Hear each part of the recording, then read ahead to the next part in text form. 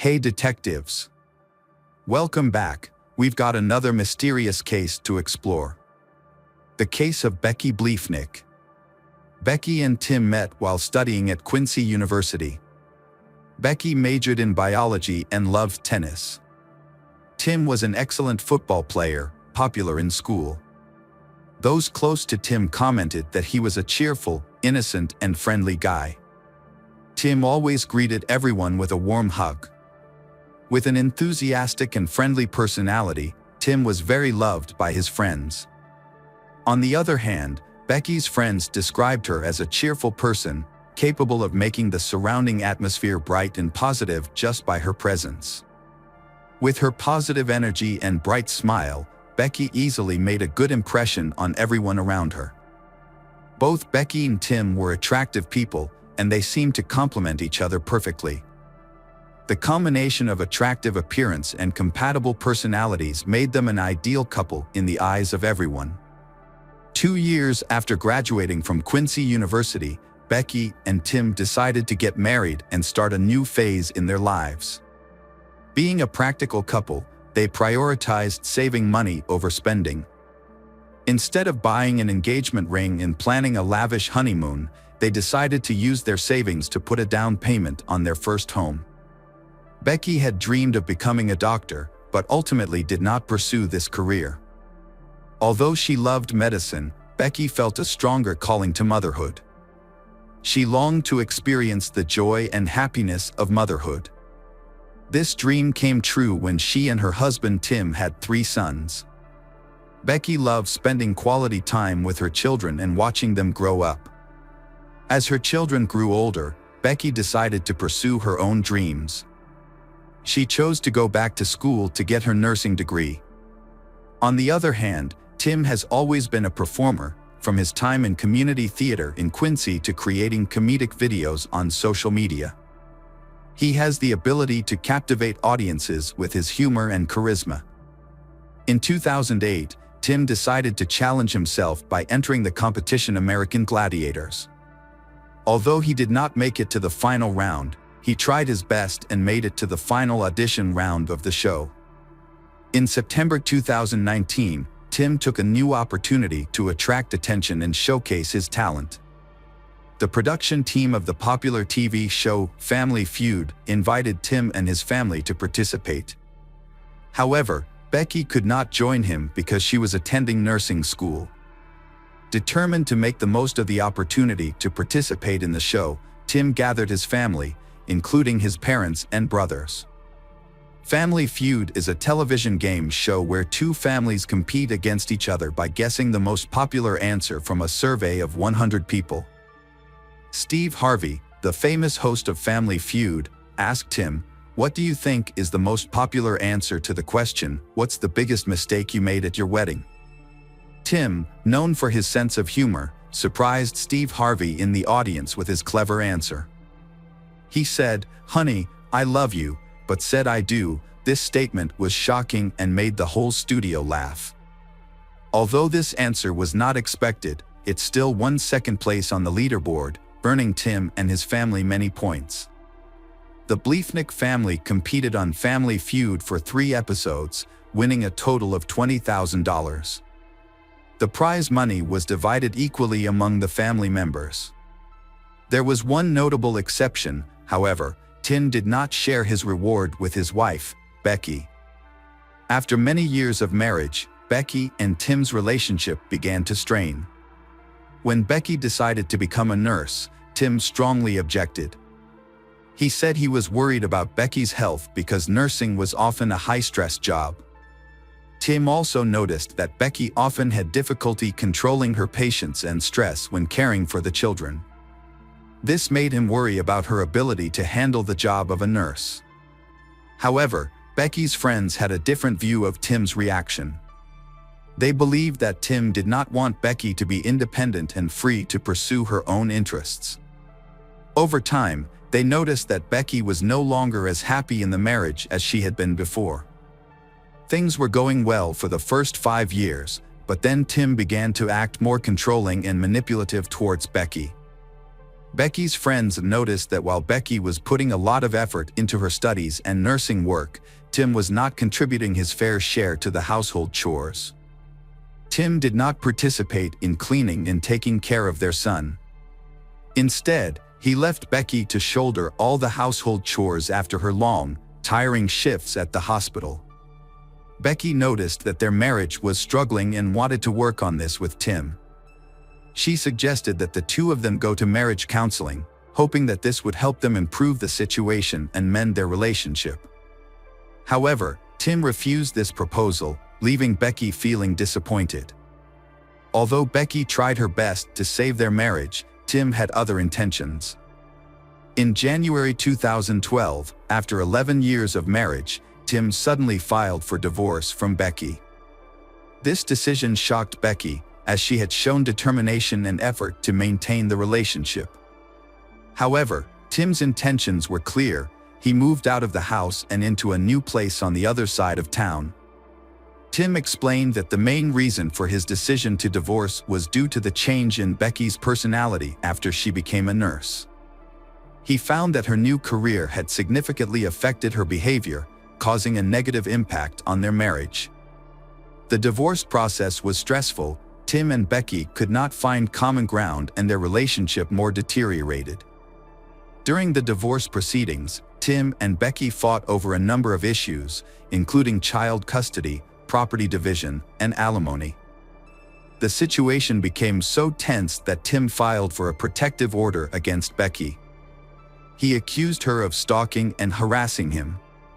Tim cited one specific incident. During an parent-teacher, Becky became aggressive and argued with him. As evidence, Tim provided a cell phone video of Becky banging on his car door outside the school after the conference. Becky, however, had a different view of the situation. She believed that Tim was the one who was harassing her. Becky texted her friends to share her concerns. In the messages, she described multiple instances of Tim's violent behavior, including yelling at her, pushing her in front of the children, and throwing things around the house. Becky sent a text message to a friend, expressing her deep concern about Tim's mental health. She noticed that Tim was becoming more hostile and unpredictable. Recently, a co-worker of Becky's was murdered by her partner, which made her even more fearful for her safety. Becky began to suspect that Tim might harm her, similar to what had happened to her co-worker. As a result, Becky sent a text message to her sister, saying that if anything happened to her, Tim would be the one to pay the most attention. Becky was worried that Tim would use force to gain custody of their child. This message made Becky's sister very worried about her sister's safety. She understood that Becky's fears were justified and that Becky needed immediate help. Out of concern for Becky's safety, her sister convinced her to seek help from the Domestic Violence Support Center. After some consideration, Becky decided to file for a protective order against Tim. After reviewing both Tim and Becky's requests for protective orders, the judge decided not to grant either of them. Instead, the judge ordered them to stay away from each other's homes, except to exchange custody of their children. On February 22, Becky and Tim's 3 sons, ages 12, 10, and 5, stayed overnight at Tim's house. Tim's house is about a mile from where Becky lives. The divorce proceedings between Becky and Tim are expected to be finalized within the next week. The next day, Tim called Becky's father. He explained that he had been unable to reach Becky and that she had not picked up her sons from school as usual. Becky's father, knowing that his daughter was devoted to her children, realized that something serious must have happened that had left Becky unable to perform her duties as a mother. Concerned about Becky's health, her father drove to her house immediately. When he arrived, he entered the house and walked through the rooms, calling Becky's name. Receiving no response, he went upstairs and entered his daughter's bedroom. Inside, he witnessed a horrifying scene: Becky lying motionless in a pool of blood, her body covered in gunshot wounds. Investigators arrived at Becky's house after her father discovered her body in the bathroom. Becky's body was lying on her back, covered in blood and showing no signs of life. Investigators began their investigation by thoroughly inspecting the exterior of the home. After a thorough search, they determined that the suspect had entered the home by forcing open an upstairs window in a child's bedroom. This discovery revealed that the suspect had used a porch chair to gain easy access to the home and onto the roof. Investigators followed the trail they believed the suspect had taken. They headed toward Becky's bedroom, where the door appeared to have been kicked in or forcefully broken. The damage to the bedroom door indicated that the suspect had entered the room, most likely to look for Becky. Evidence indicated that Becky attempted to hide in the bathroom, but the suspect followed and caught up with her. The suspect eventually shot Becky in the bathroom. While examining the crime scene around the bathroom where Becky's body was found, investigators stumbled upon her cell phone. When investigators examined Becky's phone, they found a call to 91126 at 1:11 a.m. This discovery helped them develop a theory about what happened that night. They believe that while being chased by the suspect in her home, Becky tried to call 911 for help, but in a panic, she mistakenly dialed 91126. Before Becky could call 911 again, investigators believe that the suspect grabbed the phone from her. The mistaken call occurred at 1:11 a.m., so they think Becky may have been murdered around that time. However, when police investigated Becky's neighborhood, no one remembered hearing any strange noises at that time. This raised suspicions for investigators. Since Becky had multiple gunshot wounds, it was unlikely that no one heard anything. When investigators thoroughly searched Becky's home, they quickly determined that the murder was not a burglary, as nothing was missing. However, the perpetrator left behind a number of important pieces of evidence. Most notably, a partial shoe print was found near the entrance. This shoe print could help identify the make and model of the suspect's shoes, as well as provide information about the size and shape of their feet. At the scene, investigators found 8 9mm bullet casings and several small pieces of plastic scattered on the floor near Becky's body. Despite the extensive evidence collected, investigators were still unable to come to a definitive conclusion. Therefore, they decided to send the collected evidence to a forensic lab for further analysis. Detectives are investigating whether any of Becky's neighbors had installed security cameras outside their homes. They discovered that a neighbor had installed a camera on the side of their house after their car was broken into a year ago. The camera was facing the neighbor's driveway, which bordered Becky's house. It was set up to detect motion and send an alert to the homeowner. However, on the night of Becky's death, the camera did not capture any important footage. As they investigated further, investigators discovered that on the day of the murder, a man was seen walking down the back path of Becky's house at 1:05 a.m. on the security camera footage. About 48 minutes later, the man was seen walking back in the opposite direction. Becky's neighbor's security camera also recorded a similar incident about a week earlier. On February 14th, footage from the neighbor's security camera showed Becky seeing a dark figure lurking around her house. After discovering this, Becky's neighbor immediately informed her of the news. After the neighbor reported the mysterious stranger, Becky began to feel anxious.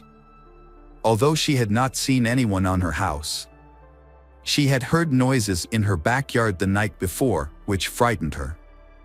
Police reviewed security camera footage from Becky's neighbors and continued to search the neighborhood for additional footage. They found video from a home near the Quincy bus stop that showed a bicyclist wearing dark clothing moving toward Becky's home. The videos showed a bicyclist wearing dark clothing, matching the description of the mystery person in the footage of Becky's driveway. After analyzing the time of the footage, detectives suspected that the bicyclist was the person in the footage. Although Becky's neighbor's security cameras did not capture the mystery person on the night of her murder, police did stumble upon footage of a bicyclist heading toward Becky's home shortly before and after the incident. The video footage showed a person matching the description of the person lurking in Becky's driveway before she was murdered. While the video was helpful to the investigation, the poor quality of the footage made it difficult to gather details. Detectives were unable to determine the gender or identity of the person in the video due to the graininess of the image. However, they did notice one important detail: the bicycle the person was riding appeared to have no reflectors on its wheels. When Becky was murdered, her sister immediately thought of Tim, Becky's soon-to-be ex-husband, as a possible suspect. She had witnessed their tense divorce and shared this thought with the detectives investigating the case. Based on this information, the police began to consider Tim as the prime suspect. Notably, the murder occurred just a week before Becky and Tim finalized their divorce, making the situation particularly suspicious. During the investigation of Becky's murder, investigators made an important discovery. They found a bicycle without reflectors on its wheels, similar to the one seen on the security camera, just a block away from Tim's house. This discovery raised suspicions about Tim, prompting detectives to seek a search warrant for his home. When police executed the search warrant, Tim was cooperative and respectful. He willingly stood outside the home with the officers while investigators searched his property. On March 13, 2023, Tim was arrested and charged with Becky's murder 2 weeks earlier. When Tim's mugshot was released, Becky's family and friends were shocked by his appearance. Instead of the well-groomed man they knew, they saw a completely different Tim, unkempt and seemingly frail. Many believed that this change reflected the negative impact that the divorce had had on Tim. His unkempt hair and shabby clothes were a clear sign of the deterioration in his previously well-groomed appearance. The divorce was blamed for Tim's declining physical and mental health, according to friends and family. However, Tim explained that he had grown his hair long to take part in a charity campaign to raise awareness for cancer research. A clip from the Family Feud show in which Tim said he wished he had not married his wife when he was arrested for murdering her caused a stir. Many people saw this reaction as an uncanny sign of Tim's true feelings for his wife. Some even suggested it was a warning sign of potential problems in their relationship. Investigators carefully examined Tim's phone and discovered that he had created a fake Facebook account under the name John Smith. During the investigation, they discovered that Tim had been looking to buy a bicycle on Facebook. He was particularly interested in a blue Schwinn without reflectors on the wheels. This was notable because it matched the description of the bike found abandoned near Tim's home, just a block away. Despite the overwhelming evidence against Tim, convicting him was difficult. Tim was held without bail and ordered a speedy trial, requiring the prosecution to bring the case to trial within 90 days of his arrest. However, the prosecution faced a major challenge in convincing a jury of Tim's guilt due to the lack of two key elements that are often considered decisive in criminal cases: a confession and DNA evidence. Without these two elements, proving Tim's guilt beyond a reasonable doubt became very difficult. In prosecuting Tim for his wife's murder, the prosecution faced a major challenge. 3 months after Becky was murdered in their home, Tim appeared in court on May 23, 2023. During the trial, the state presented evidence that investigators had collected at the scene. A key piece of evidence was the plastic debris found around Becky's body. The prosecution claimed that it was from an Aldi grocery bag. They also told the jury that several similar bags were found during a subsequent search of Tim's home. The prosecution alleged that Tim used the Aldi plastic bag as a silencer when he shot his ex-wife multiple times, in order to muffle the sound of the gunfire and avoid detection. They claimed that Tim left DNA on the bags. An expert who testified said it was highly likely that the DNA found on the bags belonged to Tim. Prosecutors presented evidence to the jury about a crowbar found in Tim's basement that they believed could have been used to pry open a window at the victim's home on the night of her murder. However, an expert testified that although there were some slight similarities between the marks on the window and the crowbar, she could not say for certain that the crowbar was used in the crime. The prosecution presented several new pieces of evidence to bolster its case. They presented searches that Tim had conducted on his phone, including how to open a door with a crowbar, how to make a silencer for a homemade pistol, how to clean gunpowder off his hands, and the average response time for Quincy police. An expert was called to testify that she had compared the shell casings found at the crime scene to the shell casings found in Tim's home. She determined that 27 of the shell casings from Tim's home were fired from the same 9mm weapon used in the murder. When investigators searched Tim's home, they did not find Becky's 9mm gun. Tim claimed that he had not seen the gun for months before Becky was killed. During the trial, the defense did not call any witnesses. After a 6-day trial, the jury deliberated for 4 hours before finding Tim guilty. Ultimately, Tim was sentenced to life in prison without parole. Although Tim maintained his innocence and planned to appeal, Becky's family believed the sentence was deserved. Becky's sister spoke to Tim about the consequences of his actions on his sons, emphasizing that his choices had caused them pain. Even though Becky is gone, her sister promises to keep her memory alive in the hearts of her 3 sons. Hello friends, welcome to our channel. Today we're going to take a look at another horrible case with you. The case of Wang Nan. Wang Nan, born in 1987 in Nanjing, China, a major city and former capital, Wang Nan grew up in a relatively affluent family.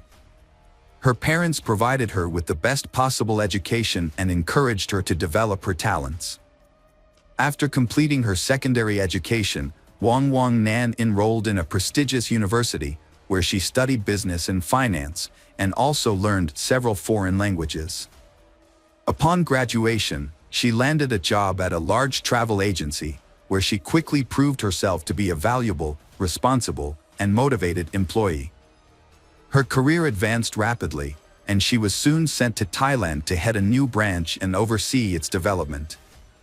Wang Nan worked as a top manager for several years before deciding to leave the agency to start her own business.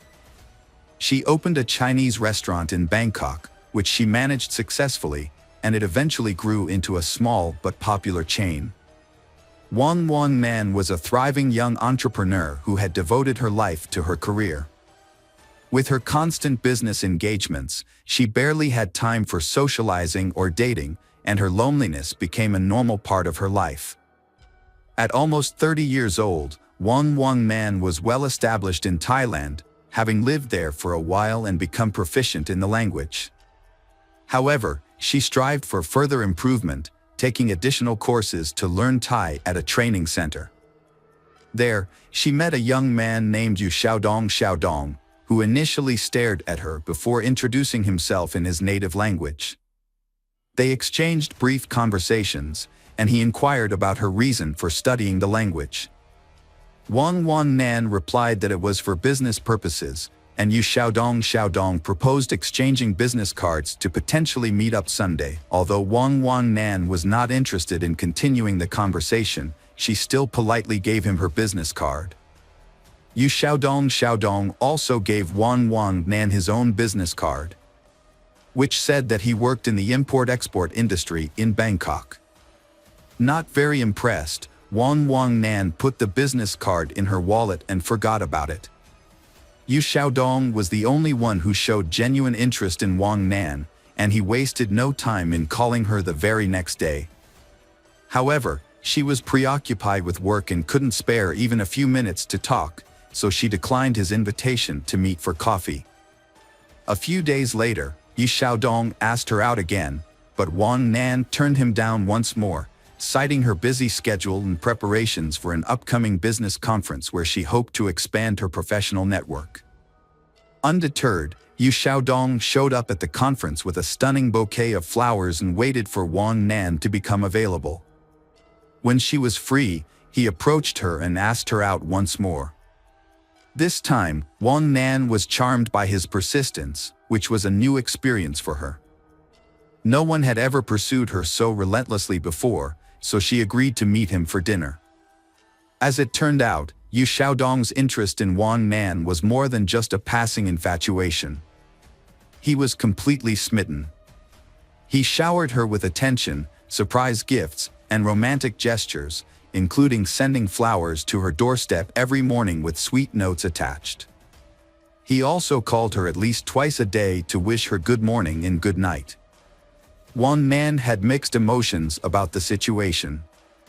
While she was irritated by Yu Xiaodong's all-consuming infatuation, she was also flattered that someone was making such an effort to win her heart. As a result, she found herself unexpectedly entering into a romantic relationship. Yu Xiaodong went out of his way to woo her, not only romantically but also by trying to be perfect in every aspect of their relationship. He shared her interests and opinions, learned to cook her favorite meals, and planned exciting activities for them to enjoy together. He was also eager to help her with her work and household chores at a moment's notice. Wang Nan was over the moon with happiness, feeling as though she was living in a fairy tale. Yu Xiaodong's behavior, however, was moving at a breakneck pace. Despite having only been together for a few months, he was already making plans for their wedding and discussing potential names for their future children. This made Wang Nan uncomfortable, but Yu Xiaodong would counter by pointing out that they were both in their 30s and that it was time for them to start thinking about building a family. That night, Yu Xiaodong wrote a heartfelt letter to Wang Nan, expressing his deep affection and commitment to being a good husband and father. The next morning, he arrived at her doorstep with a bouquet of flowers, reiterating his seriousness about marrying her. Wang Nan jokingly mentioned that the courthouse wouldn't open for another hour and a half, but Yu Xiaodong suggested they go there immediately. To her surprise, the courthouse was open, and the officer responsible for registering marriages was already at his desk, ready to formalize their union. Yu Xiaodong had secretly arranged for a hasty marriage ceremony to take place early in the morning. The whole event was unusual and lacking in formality. There were no guests, no exchange of rings, no wedding dress or veil, and no commemorative photographs. Wang Nan couldn't shake the feeling that the whole thing wasn't really happening, especially since she hadn't even introduced her new husband to her mother, with whom she was extremely close. Before she knew it, she was holding a marriage certificate in her hand, and her newlywed husband was standing beside her, beaming with satisfaction. Wang Nan's marriage was troubled from the start. She had second thoughts about marrying Yu Xiaodong almost immediately after the wedding. Initially, she had hoped he would be a reliable partner, a man she could depend on. Unfortunately, her expectations were not met, and her new husband's true nature soon revealed itself. Yu Xiaodong spent most of his time at home playing video games, using his wife's money without contributing to their household expenses. Whenever his wife asked him why he wasn't working, he claimed his business was slow due to seasonal fluctuations and that he was just taking a break. However, her suspicions grew as time passed, and she decided to investigate his business. Her findings shocked her. His supposedly successful import-export company existed only on paper and business cards. Wang Nan was horrified, realizing too late that she should have had a prenuptial agreement. Now, her husband could freely spend her earnings, and if they divorced, he would claim her assets. During a tense conversation, Yu Xiaodong broke down in tears, promising to turn his life around and find a good job. However, it soon became apparent that he had no intention of looking for work and was content to rely on his wife's support. Yu Xiaodong, a grown man, consistently acted like a child. He spent most of his time playing computer games and expected his wife, Wang Nan, to pay for his personal expenses whenever he helped out around the house or assisted her at the restaurant. Wang Nan eventually had enough and told him she would no longer give him money unless he got a job. The next day, Yu Xiaodong disappeared, taking their marriage certificate and Wang Nan's identity card with him.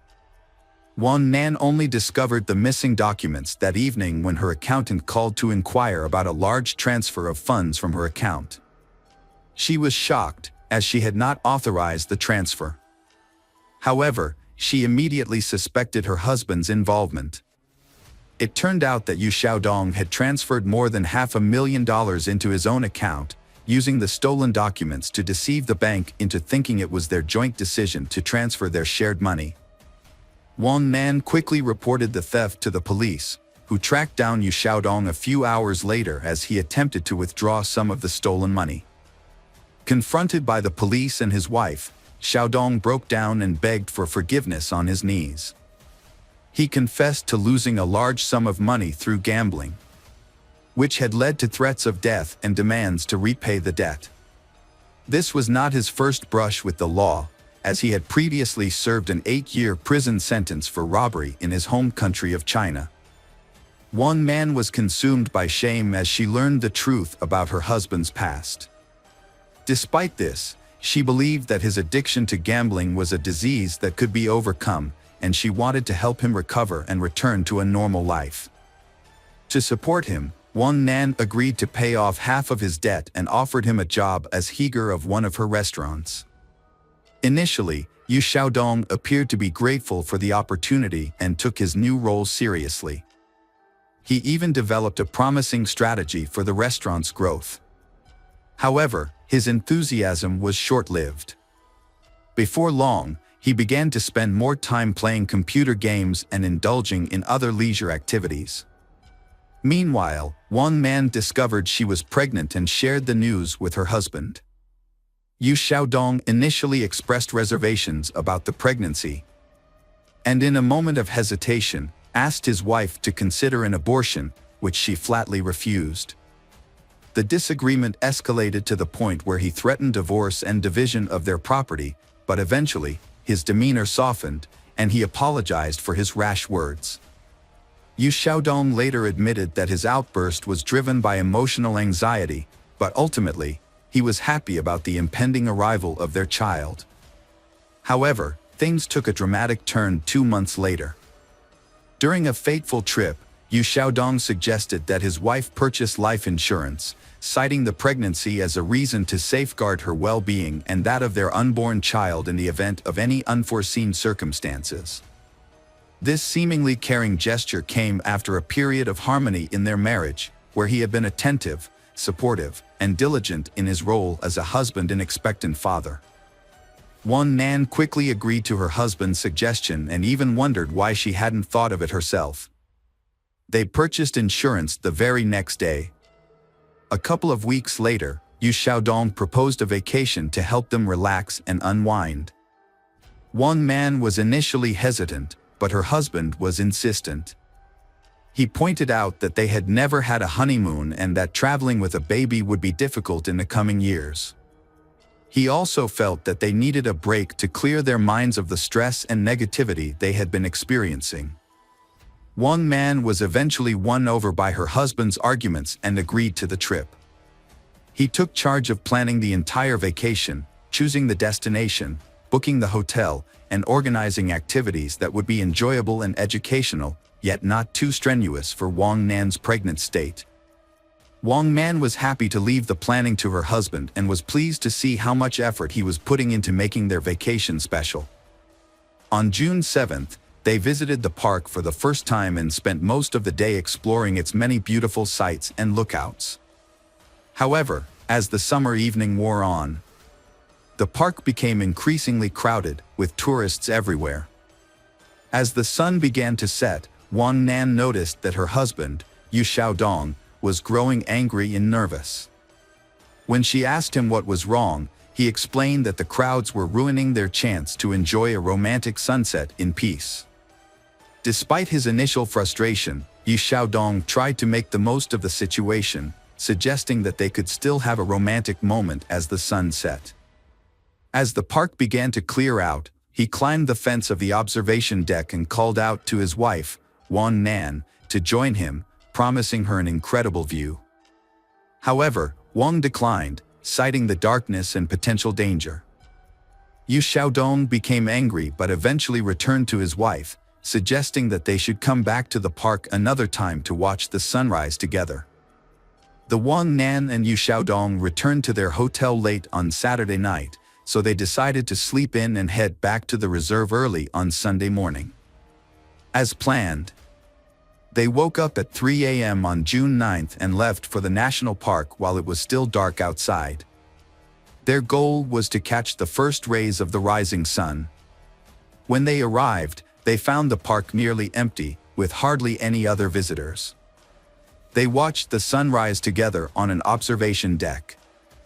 Then, Yu Xiaodong encouraged his wife, Wang Nan, to join him at the cliff's edge to see some ancient rock paintings. Initially hesitant, Wang Nan trusted her husband's assurance that he would help her climb down and back up safely. As they took in the breathtaking view, Yu Xiaodong suddenly asked Wang Nan if she regretted anything in life. She replied that she did not. However, in a shocking turn of events, Yu Xiaodong's demeanor changed. He touched his wife's hair, kissed her cheek, whispered "die" in her ear, and then pushed her off the cliff. To avoid detection, he checked their surroundings to make sure no one had witnessed the incident.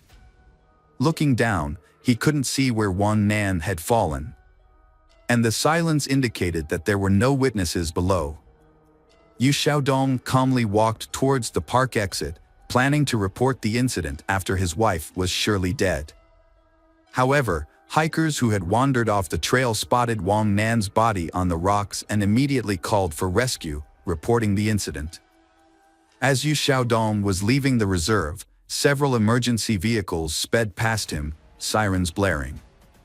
Realizing what was happening, he quickly returned to the scene, pretending to be distressed. There, he put on a convincing performance, crying and begging for help. Convinced that his wife was dead and no one would discover the truth, he remained unaware that Wang Nan's fall had been broken by tree branches, which reduced her speed before she landed on bushes and then rolled onto the rocks. This series of events cushioned the impact, saving her life and that of their child, although she suffered severe injuries. Yu Xiaodong was overcome with grief, crying and lamenting the loss of his wife and child. However, his wife suddenly regained consciousness and attempted to speak, but was unable to. The people around her noticed the genuine horror on Yu Xiaodong's face, but he quickly composed himself and leaned in close to his wife. In a hushed tone, he warned her in Chinese to remain silent if she wanted to survive. Wang Nan's injuries were severe, including head trauma, multiple fractures, lacerations, soft tissue contusions, ruptured internal organs, and massive blood loss. Her spine was also severely damaged, leaving doctors concerned that even if she survived, she would likely be paralyzed and never walk again. Wang Nan spent several days in a coma, connected to life support machines, during which time her husband remained by her side constantly. However, despite his devoted appearance, Yu Xiaodong's intentions were sinister. Every time he was alone with his wife, he thought about how to complete the job without arousing suspicion.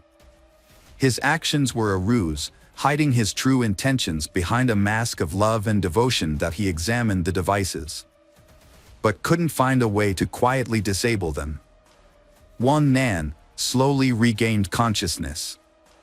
When she did, her husband was beside himself with fear.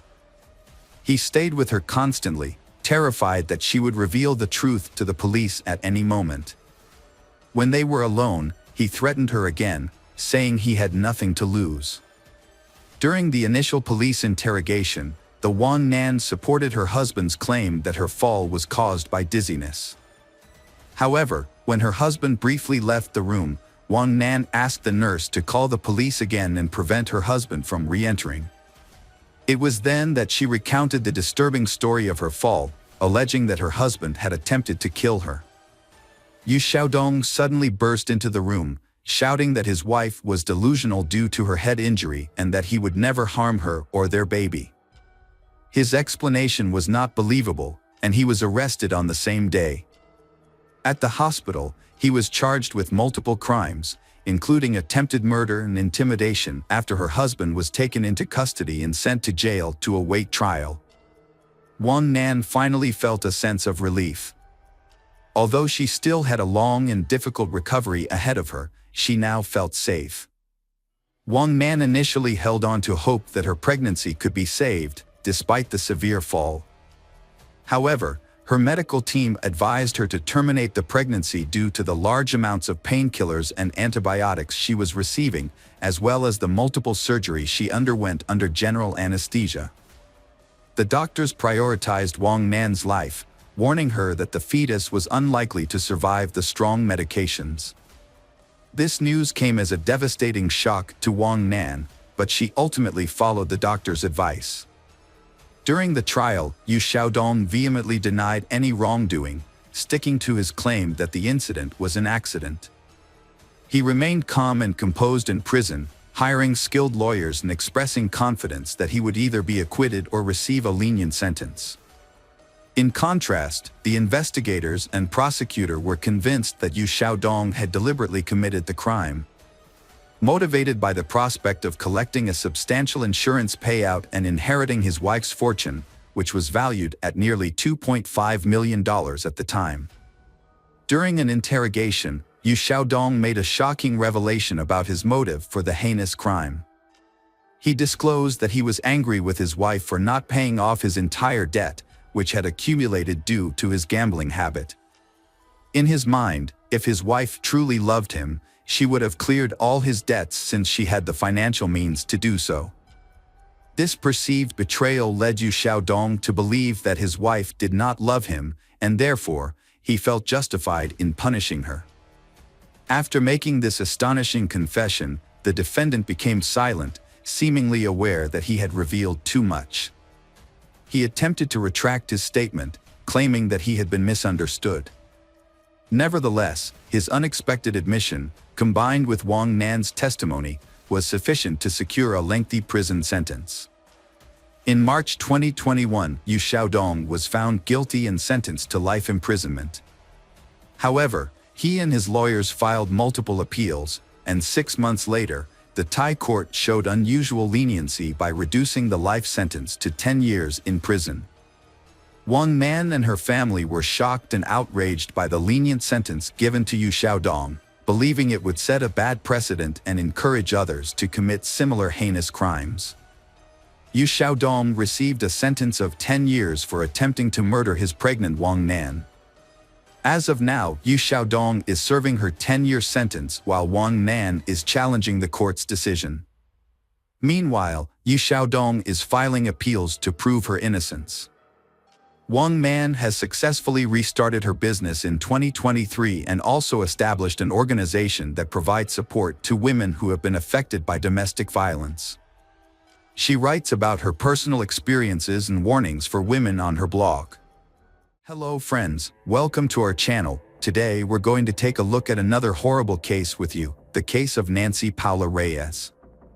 Nancy Paula Reyes Gores was born on April 13, 1991, in the small village of Granados in Guatemala. She grew up in a poor family with 4 siblings. Her parents, Jorge and Pren Gorzi, worked hard to provide for their children's education, hoping they could have a better life. Nancy attended school and later enrolled in the university in Villanueva, where she studied business administration and document management. She was an exceptionally diligent student who earned top academic accolades. Despite her academic success, she struggled to find a promising career. During her studies, she worked as a cashier in a supermarket and was later promoted to administrator, but her career advancement stopped there. During her university years, Nancy was in a relationship with a young man and had 2 daughters. However, the relationship didn't work out, and they separated. The father did not financially support his children. Nancy continued to live with her parents, working at a supermarket, but saw no future prospects. With barely enough money for essentials, change was necessary. In 2013, her older sister moved to the United States, found a good job, got married, and settled well. Inspired by her sister's success, Nancy decided to transform her life. She chose to relocate to Europe, specifically Spain. At the time, she couldn't afford a one-way plane ticket or initial expenses. Nancy worked hard for years, saving enough to make her dream a reality. In July 2018, Nancy bought a ticket to Madrid, reassuring her parents that she would stay in touch regularly. Upon arrival, she planned to secure housing and a job. She brought a few €1,000 to cover initial expenses, such as renting a room and basic necessities, until she found stable employment. When Nancy left, she was 27 years old, and her daughters, who remained with their grandparents in Guatemala, were 7 and 5 years old. However, Nancy didn't stay in Madrid for long. She moved to Barcelona and later to Cadreal, a city in the Spanish province of the same name. Nancy maintained regular contact with her family, calling home almost daily to check on their well-being and sending money back to support them. Despite not having a stable job, Nancy managed to make a living through various odd jobs, including cleaning for affluent families and caring for the elderly and sick. She never complained about her hardships. Instead, she told her family that Europe offered better opportunities and that she could earn more than she would have in her home country, even if she worked non-stop with no days off. It seemed Nancy was content with her lives. She even mentioned plans to bring her daughters to Spain once she had saved enough to rent a spacious home for the whole family. A significant romance developed in Nancy's life. Initially, she didn't reveal much about her personal life, citing a busy work schedule. However, in the spring of 2020, she told her parents that she had met a man named Carlos Andres Bustamante and started a romantic relationship with him. They met by chance while Nancy was searching for a new place to rent. As they navigated their challenges, they grew closer and eventually moved in together. Carlos, who was a year older than Nancy, didn't have a steady income at the start of their relationship and relied on odd jobs to get by. As a result, Nancy became the primary breadwinner, covering housing costs, bills, and often providing Carlos with money for his personal expenses. However, she never complained to her family about this, so they believed everything was fine and that she had found a good partner in Carlos, with whom she lived a happy and fulfilling life. Around that time, Nancy's 2 younger brothers also moved to Spain, and she kept in touch with them. She was especially close to her youngest brother, Dennis, who had met Carlos and thought he was likable. In late June 2020, Nancy and Carlos decided to relocate to Santander, a coastal city in northern Spain. When Nancy spoke to her family on the phone, she mentioned that the climate was better and there were more job opportunities. However, issues began to arise in her relationship with Carlos, which she tried to keep to herself. Carlos was jealous, hot-headed, and cruel. He was content with being financially supported by Nancy and lacked ambition. What's more, he had a problem with alcohol and occasionally used illicit substances. Although he frequently promised to quit and find a stable job, Nancy started to doubt whether she should continue the relationship. When Nancy discovered she was pregnant, Carlos seemed overjoyed and promised a better life. However, his behavior worsened. He continued to drink and use drugs, taking money from Nancy or his mother. Carlos also started physically abusing Nancy, who tried to hide this from others. On August 12, while Nancy video chatted with her parents, Carlos yelled at her, demanding that she tell him who she was talking to. Despite her explanation, he snatched the phone, verified the caller, and then threw the phone onto a chair before walking away. The next day, Carlos repeated this behavior, grabbing the phone from Nancy while she spoke to her family. He insulted and threatened her, leaving Nancy frightened. However, she told her relatives that Carlos's behavior was due to jealousy and insisted that everything was fine. Her parents urged her to contact the police, but Nancy believed she could handle the situation herself. On August 17, Nancy had a concerning phone conversation with her sister. She stated that if anything happened to her, Carlos would be responsible. Although her words were alarming, she didn't explain further and instead asked her sister to care for her children if necessary. This was the last time Nancy's sister heard from her. Nancy, who was pregnant, mysteriously vanished on August 20th. At around 2 p.m., she texted her father, promising to call later that evening, but she never did. It was unusual for her not to follow through on her promise or respond to her family's calls. When her family tried to contact Carlos, he didn't answer his phone either. The situation was worrying, especially since they had recently moved to Santander and had no friends there. Nancy's brothers lived on the other side of the country, making it difficult for them to check on her immediately. A few days later, a suspicious message was sent from Carlos's phone, stating that he and Nancy had argued and decided to separate. According to the message, Nancy had packed her belongings and left to find her own apartment, was ignoring Carlos's calls, and he had no idea where she was. Nancy brothers suggested that Carlos come to Ciudad Real so they could report Nancy missing to the police together. Carlos agreed but didn't show up or file the report. He also stopped communicating with Nancy's family.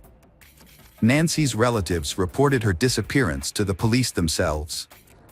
Meanwhile, her brothers found Carlos's mother's, Sandra Bustamante, address through Nancy's friends. When they visited Sandra and explained the situation, she burst into tears. She confessed that she suspected her son was capable of harming Nancy, but didn't provide any details. Sandra didn't know where Carlos and Nancy were. Carlos wouldn't answer her calls, only sending brief messages telling her not to ask questions and to give him time. The next day, Sandra is questioned at the police station about Nancy's disappearance and the whereabouts of her son, Carlos. Sandra shared the same information she had told Nancy's brothers the day before and showed the police a long text message Nancy had sent her before she went missing. In the message, Nancy begged Sandra not to give Carlos any money, no matter what sad stories he might tell her. Nancy said Carlos would spend the money on alcohol and drugs, which made him aggressive and cruel.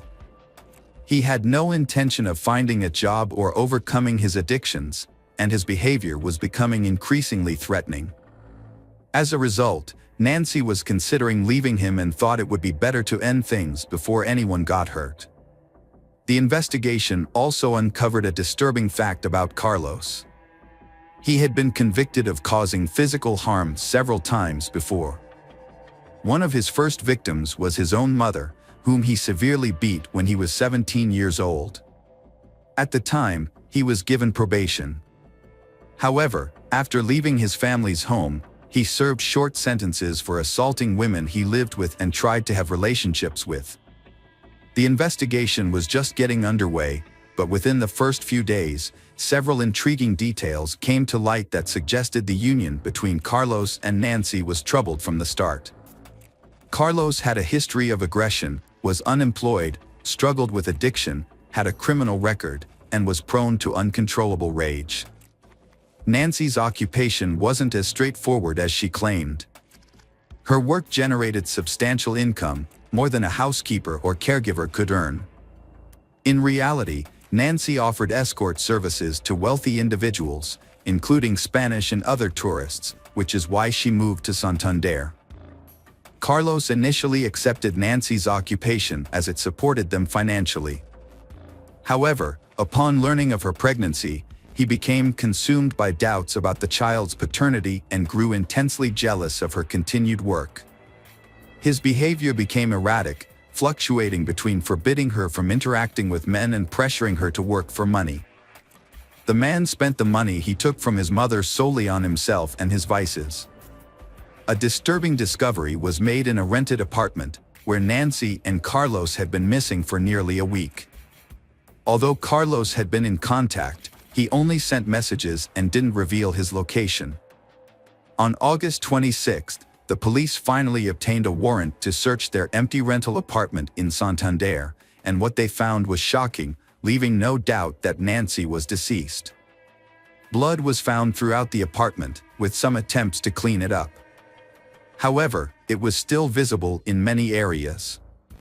Further investigation revealed fragments of bones, hair, skin, and internal organs in the clogged drains of the bathroom and toilet. Forensic analysis confirmed that these remains belonged to the missing woman, Nancy. Although Nancy's body was not found in the apartment, evidence suggested that she had been brutally murdered and dismembered in the bathroom. Her remains were likely disposed of elsewhere. Carlos became the prime suspect in the case, but his whereabouts were unknown. A package for a small hatchet was found in the apartment with Carlos' clear fingerprints on it. Security footage from a local hardware store showed Carlos purchasing the hatchet, rubber gloves, and large trash bags on August 20th. He bought a small cart from an elderly vendor who instantly recognized him from a photo.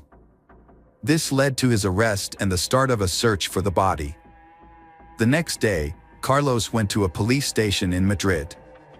Trying to deflect suspicion from himself, he went to report Nancy missing but was immediately arrested as the main suspect in the gruesome crime.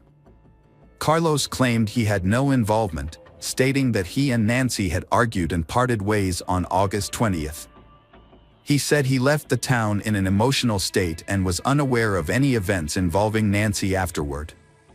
He suggested that Nancy might have been attacked when she returned to the apartment to gather her belongings.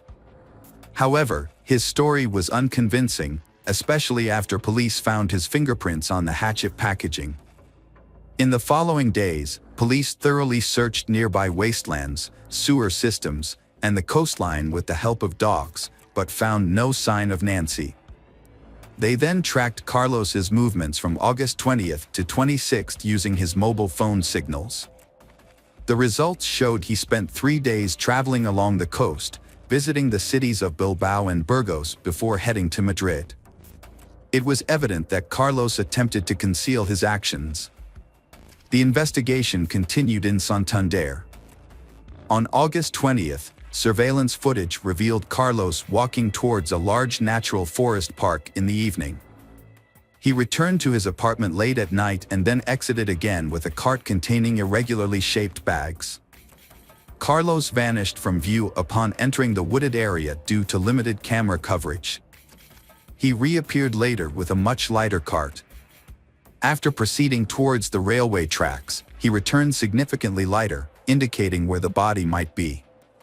However, one question remained unanswered: where was the child? It wasn't until September 16th that authorities discovered bags containing severely decomposed human remains in dense underbrush on a hillside. The remains were identified as those of the missing Nancy Gores, which had been divided into 20 parts using a hatchet, as revealed by security camera footage. While all items transported in the cart were recovered, something was still missing. Nancy's 4-month-old fetus was not found among the remains. The victim's genitals and lower abdomen showed severe injuries from a knife and hatchet. This suggests that the perpetrator removed the fetus and got rid of it separately from the mother's body. Carlos denied being involved and gave conflicting statements.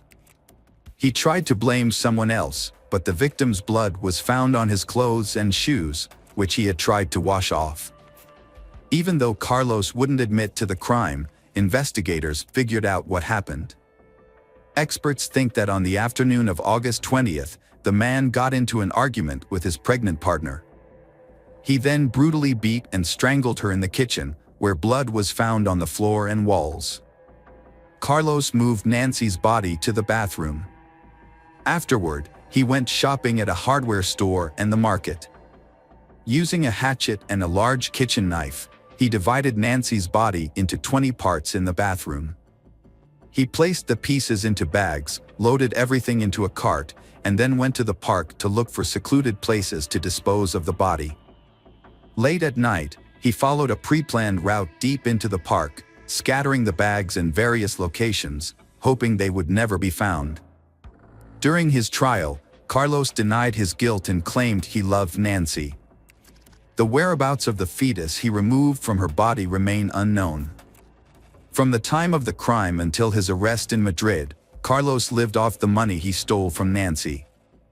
He spent the money daily in bars across various cities. It took law enforcement nearly 2 years to investigate, gather evidence, and find witnesses, and the murder trial is scheduled to start in July 2022. In November of the same year, Carlos was found guilty of the premeditated, brutal murder of Nancy and her unborn child, as well as the dismemberment and desecration of her body. However, many considered the sentence handed down to the murderer to be too lenient.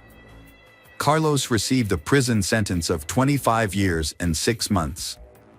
He was also required to pay €150,000 in compensation to Nancy's parents and daughters. Hello friends, welcome to our channel. Today we're going to take a look at another horrible case with you. The case of Lindsay Birbeck. Lindsay was born in Blackburn, Lancashire, northwest England. She and her husband, Tim Birbeck, separated in July 2018, but they continued living together until March 2019. At that time, Lindsay moved to a new home on Burnley Road in Hanko. As a mother, Lindsay cared for her 2 adult children, Divin, 20, and Sarah, 17. Professionally, she worked as a teacher's aide at Atton Hill Elementary School in Burnley. She enjoyed being around children and was known for her artistic talent. Lindsay would often go the extra mile to create impressive props for school productions. On August 12, Lindsay went for a walk in the wooded area of Coppice, near her Hanko home. However, when her daughters Sarah and Sarah's boyfriend Brandon arrived at the house for a scheduled tea party, Lindsay was nowhere to be found. This was unusual, as Lindsay was not one to forget appointments. Sarah tried calling Lindsay multiple times, but there was no answer.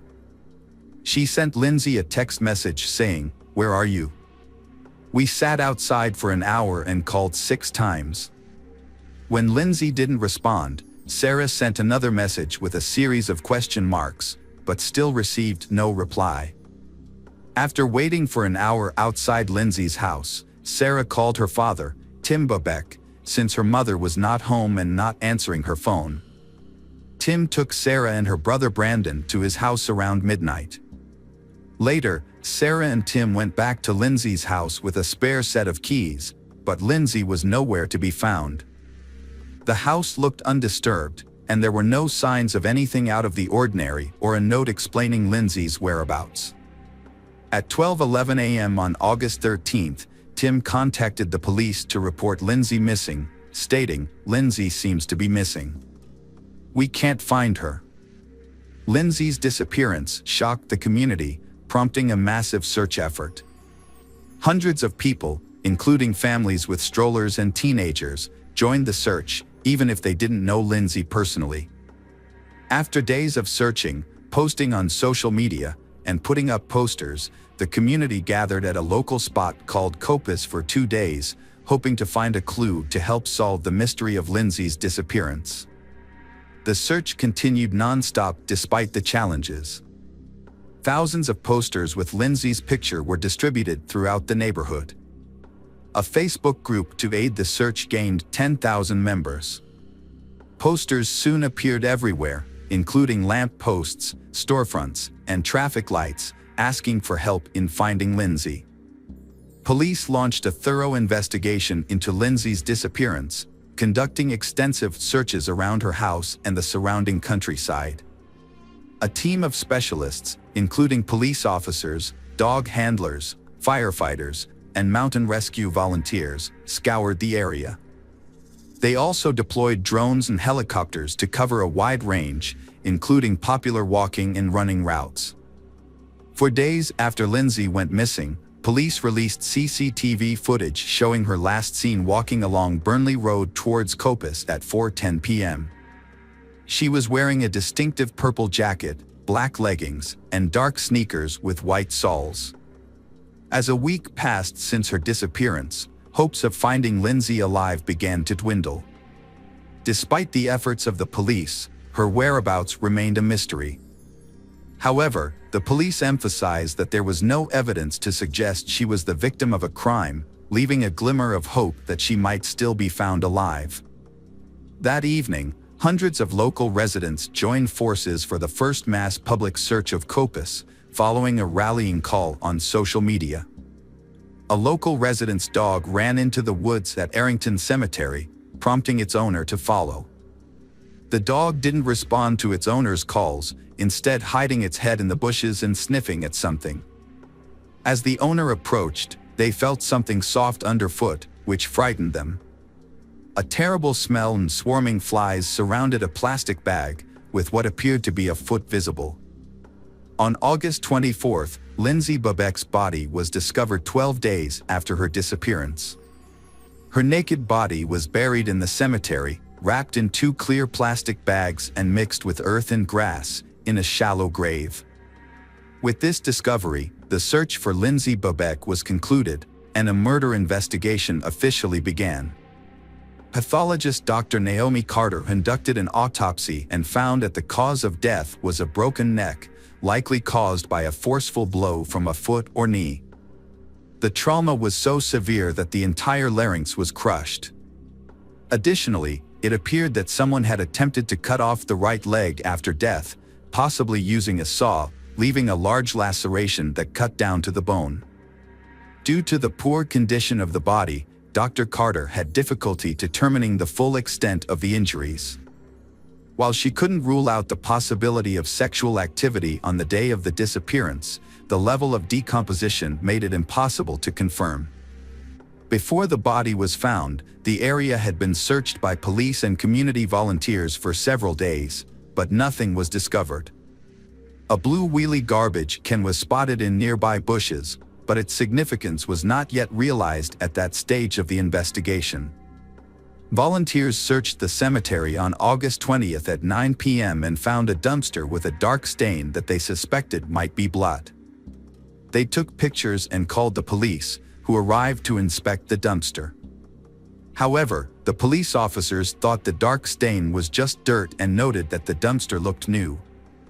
With no evidence linking it to Lindsay's disappearance, they left it in place. Other clues were found in the cemetery but weren't immediately considered significant. Christine Alderson, a local resident, discovered a bloody cloth on the grass on August 18th while walking her dogs. She believed the blood was fresh but thought it might belong to a homeless man who often visited the area.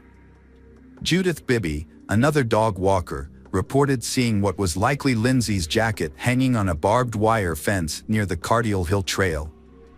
On August 25th, investigators returned to the crime scene and discovered a yellow-handled saw and a pair of green heavy-duty gloves near Lindsay's grave. The gloves had blood on them and were sent for forensic testing. The test results showed that the gloves contained the perpetrator's DNA on the inside and Lindsay's DNA on the outside of the left glove. Additionally, investigators found a pair of Lindsay's Skechers sneakers in a blue plastic bag in the cemetery. The shoes had been cut along the sole. Further examination revealed that Lindsay's body was wrapped in plastic sheeting, with foliage and grass that didn't match the cemetery grounds between her body and the sheeting. This led investigators to believe that Lindsay's body had been moved from another location.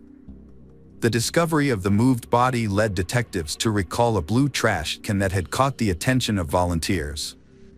Upon reviewing CCTV footage, police officers made a surprising discovery that left the investigation team perplexed. Several images showed a young man pulling a blue wheelie garbage can in the Burley Road area over the course of a few days. A CCTV camera caught the same individual returning to the cemetery on 4 separate occasions. This footage helped identify a suspect. A video of the young man carrying a trash can down the street, possibly containing Lindsay's body, gained widespread attention. The video was broadcast on the news with a request for help identifying the individual, which proved successful. The individual in the video was identified as Rocky Marciano Rocky, a local resident who lived with his parents and 5 siblings on Winnie Hill Road in Arrington. The Rocky family had resided in this home for approximately 3 decades. Rocky struggled with a range of mental health issues, including autism, attention deficit disorder, and hyperactivity, which he had experienced since childhood. Additionally, his low IQ presented challenges with learning and communication.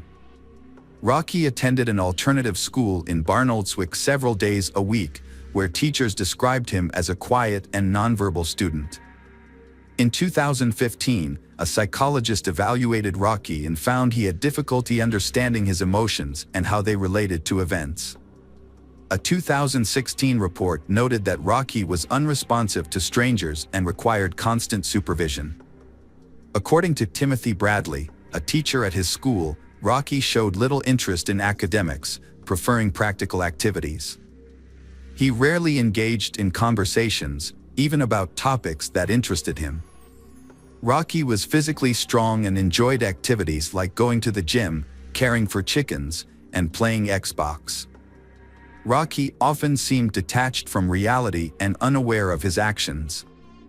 His attack on Lindsay Bubeck appeared to be motivated by a desire to kill a woman, and she happened to be in the wrong place at the wrong time. The murder was a random act committed by a stranger. On August 12, 2020, 1 year after the crime, Rocky Marciano Rocky went on trial. After an 8-day retrial and 4 hours of deliberation, the jury delivered a unanimous guilty verdict. Rocky, 17, showed no reaction via video link from Her Majesty's Prison, Wetherby. His parents, present in court, also remained expressionless. Rocky had pleaded guilty to aiding in the disposal of Lindsay's body but denied any role in her death. He claimed a male stranger approached him and offered a fee to help bury she. In a prepared statement, Rocky admitted to moving the garbage can and burying the body, but maintained he had no involvement in Lindsay's death. However, evidence collected from his home in Arrington, including identical plastic bags found at Lindsay's grave and a tracksuit matching the one he wore in surveillance footage from August 12, 16, and 17, contradicted his claims. Defense attorney Mark Van Hull stated to the jurors that although Rocky committed a reprehensible act by burying her body in the cemetery, he maintains that Rocky was not responsible for her death, despite the substantial evidence against him. The judge sentenced Rocky to life in prison with a minimum term of 16 years.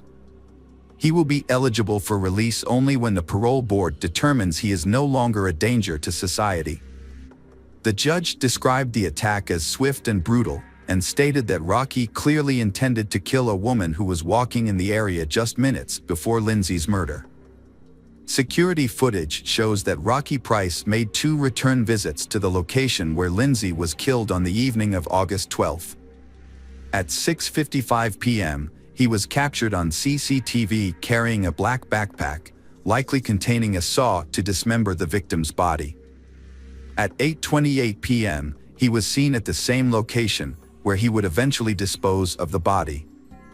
With no visible signs of panic or distress, Rocky Price carried out a calculated plan to dispose of Lindsay's body.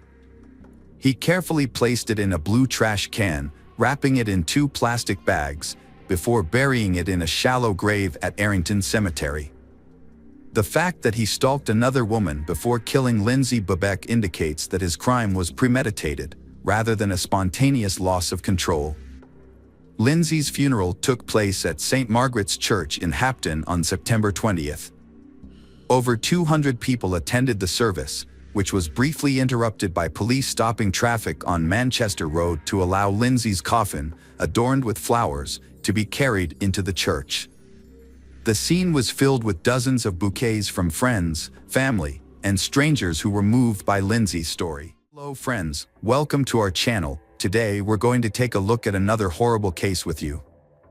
The case of Carmen Thomas. Carmen Thomas was born on October 30th, 1987, in South Africa. Her life took a drastic turn when her father passed away when she was just 10 years old. Overwhelmed by grief, her family moved to live with relatives in Whitby, United Kingdom. However, the move did not bring the peace they had hoped for, and they eventually returned to South Africa. When Carmen turned 18, she decided to leave behind with her relatives and later relocated to London to pursue her education. She earned a master's degree in marketing and quickly became known for her charismatic and outgoing personality. Carmen formed strong bonds with many people and became a loyal friend and companion. However, living in a big city like London came with its expenses, and Carmen had to work hard to maintain a decent standard of living. By day, she worked as a marketer in a store, and by night, she worked part-time at a gentleman's club. Although her career choices may have raised eyebrows, Carmen was a woman of principle and never compromised her values. She conducted herself with dignity and earned the respect of her clients. It was during her time at the club that she met Brad Callahan, a charming and flamboyant man. Brad was born in April 1978 in New Zealand to parents who separated when he was just 9 years old. He stayed with his mother and later moved to Australia. Brad graduated from university in 2001 with a degree in construction engineering. He was then offered a job as a chief structural engineer for a large business complex in the UK by a prominent construction company. To navigate the complex's high-stakes negotiations and enhance his professional status, Brad sought the services of a gentleman's agency, where he met Carmen. She was intelligent, tall, and beautiful, with striking dark eyes and black hair. However, Brad's demanding career and ambitious nature left him little time for a serious relationship. Despite this, Brad and Carmen got along well after a dinner, and their casual interactions eventually blossomed into a solid friendship. Over time, their friendship deepened into a romance, and they began living together. Their relationship was built on mutual trust, care, and support. When Carmen got pregnant, Brad decided it would be better to go back to New Zealand, a country with cleaner air and a more laid-back lifestyle. In March 2005, they returned to Auckland. After the birth of their son Jack, they experienced immense happiness. They prioritized Jack's safety and well-being, making sure he had everything he needed for a happy childhood. However, the arrival of their son brought significant challenges to their relationship. The first problems arose in the relationship between Carmen and Brad due to disagreements on how to raise their child, causing tension and instability. After 3 years, they decided to go their separate ways, but shared joint custody of their son, Jack. The breakup was challenging for both, but they made a genuine effort to maintain a positive relationship for Jack's sake. Carmen and Jack eventually moved in with Colin, Carmen's half-brother, who also lived in Oakland. With time, Carmen regained her emotional balance and started a new life without Brad. In 2008, she and her son relocated to a house on a street near Brad's, so Jack could be close to his father. Having lost her own father at a young age, Carmen wanted to ensure Jack always had a father figure in his life.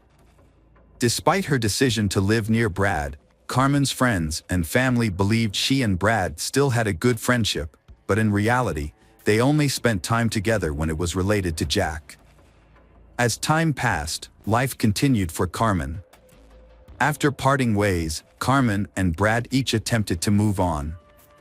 Brad resumed his career as a construction engineer and, in May 2009, began a new relationship, which ultimately led to an engagement. Meanwhile, Carmen devoted herself to raising their son and, much to Brad's dismay, returned to her work at a gentleman's club. This choice troubled Brad.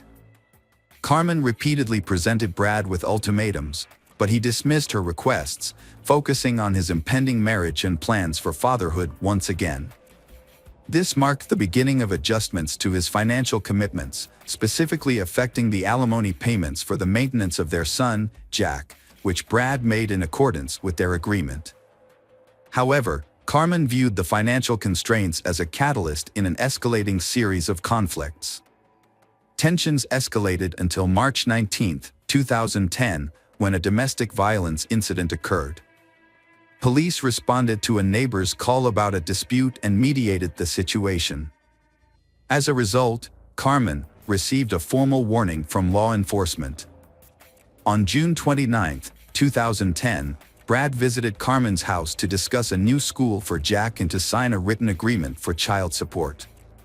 However, Carmen was unhappy with the document and asked Brad to leave, yelling that Jack was not his son as he departed. 2 weeks later, Brad tried to contact Carmen again, but she did not respond. On July 13, 2010, Brad reported Carmen missing to the police, who began searching for her. Through video footage and interviews with neighbors, investigators were able to reconstruct a timeline of events leading up to Carmen's disappearance.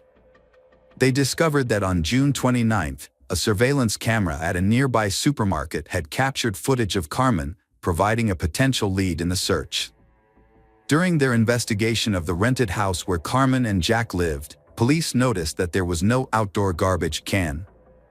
Inside the house, they found bloodstains on the front door, washing machine, sink, and shower. To confirm the presence of blood, forensic scientists used luminol, a substance that reacts with the iron in hemoglobin. The test revealed multiple patterns of blood on the bathroom door and floor. The landlord reported that on June 29, she heard loud screaming, followed by prolonged crying and moaning. When she knocked on Carmen's door, no one answered. She looked out the window and saw a street trash can and an overturned drying rack, which caught her attention. She called her husband, but before he arrived, Brad walked out of the house, carrying soiled clothes. He told the landlord that Carmen had become ill after a medical procedure and had vomited blood. However, the landlord noticed that Brad appeared to have just taken a shower. She had no reason to doubt his story, so she didn't call the police. The search for Carmen continued, and her cell phone activity caught the police's attention. Although messages were being sent from her phone regularly, the tone and language used were unusual and didn't match her previous communication style. The outgoing messages and calls continued until July 10. During further investigation, Carmen's car was found, and in the back seat, they discovered her luggage, clothes, and other personal belongings. The police investigation into Carmen's disappearance began with the examination of her seized suitcase, which revealed traces of blood and a note indicating she owed money to her employer. An envelope with Misty's name and $270 was also found in the glove compartment. Inspector Mark Benefield suspected foul play after finding blood in the car and launched a search for Carmen's body in the countryside southeast of Auckland, but it was inconclusive. As the investigation continued, police analyzed Carmen's and Brad's phones, discovering they had been in close proximity to each other during the search. However, Carmen's phone was not connected to a cell tower in Hamilton. A crucial piece of evidence was a missing trash can, which had disappeared from its usual spot near the house on the day Carmen vanished. A neighbor reported seeing the can being taken away through her window. Police suspected the trash can might have been used to dispose of evidence. When EE examined Brad's phone records and bank card details, then they found that on June 30th, Brad had purchased a meat cleaver, a large plastic container, and several garbage bags, which raised suspicions. By studying Brad's daily routine, police identified some unusual events, including a day when he arrived early at the construction site and walked alone around the property for an extended period. While it was not unusual for a supervisor to be on site early, the police found it noteworthy. After gathering evidence, including Carmen's cell phone and suspicious purchases, they began to suspect Brad of murder. They believed Brad had killed his former lover, Carmen Thomas, by hitting her multiple times in the head and then carefully hiding her body. On September 21st, Brad was arrested and charged with Carmen's murder and attempting to obstruct justice. Brad's second son was born while he was in custody, causing him to become emotional and resentful. 9 days after his arrest, Brad broke down and revealed to investigators the location of Carmen's body. It turned out that Brad had attempted to create an alibi by making it seem like Carmen had left for Hamilton and never returned. However, under questioning, he eventually detailed the events of the day Carmen was killed, revealing that his plan had not been as perfect as he thought. Brad admitted that Carmen and Brad had a heated argument, which ended with Carmen telling Brad that Jack was not his son. In a fit of rage, Carmen kicked Brad out of the house. However, he returned 5 minutes later, grabbed a baseball bat, and brutally attacked Carmen, striking her in the head with such force that she fell unconscious, bleeding profusely. Despite realizing the gravity of his actions, Brad continued to assault Carmen, throwing several punches. Memories of happier times flashed before his eyes, but his anger and resentment consumed him. Brad knew his life would never be the same after this moment, and he could never undo the damage. Nevertheless, he felt a twisted sense of satisfaction, believing that he had solved his problem and ensured that Jack was now his alone. Brad regained his composure, took a shower, and quietly left Carmen's house.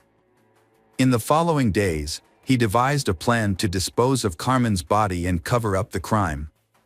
He met his friend outside a supermarket and asked him to buy black garbage bags, kerosene, and cleaning products, hoping to avoid raising suspicion.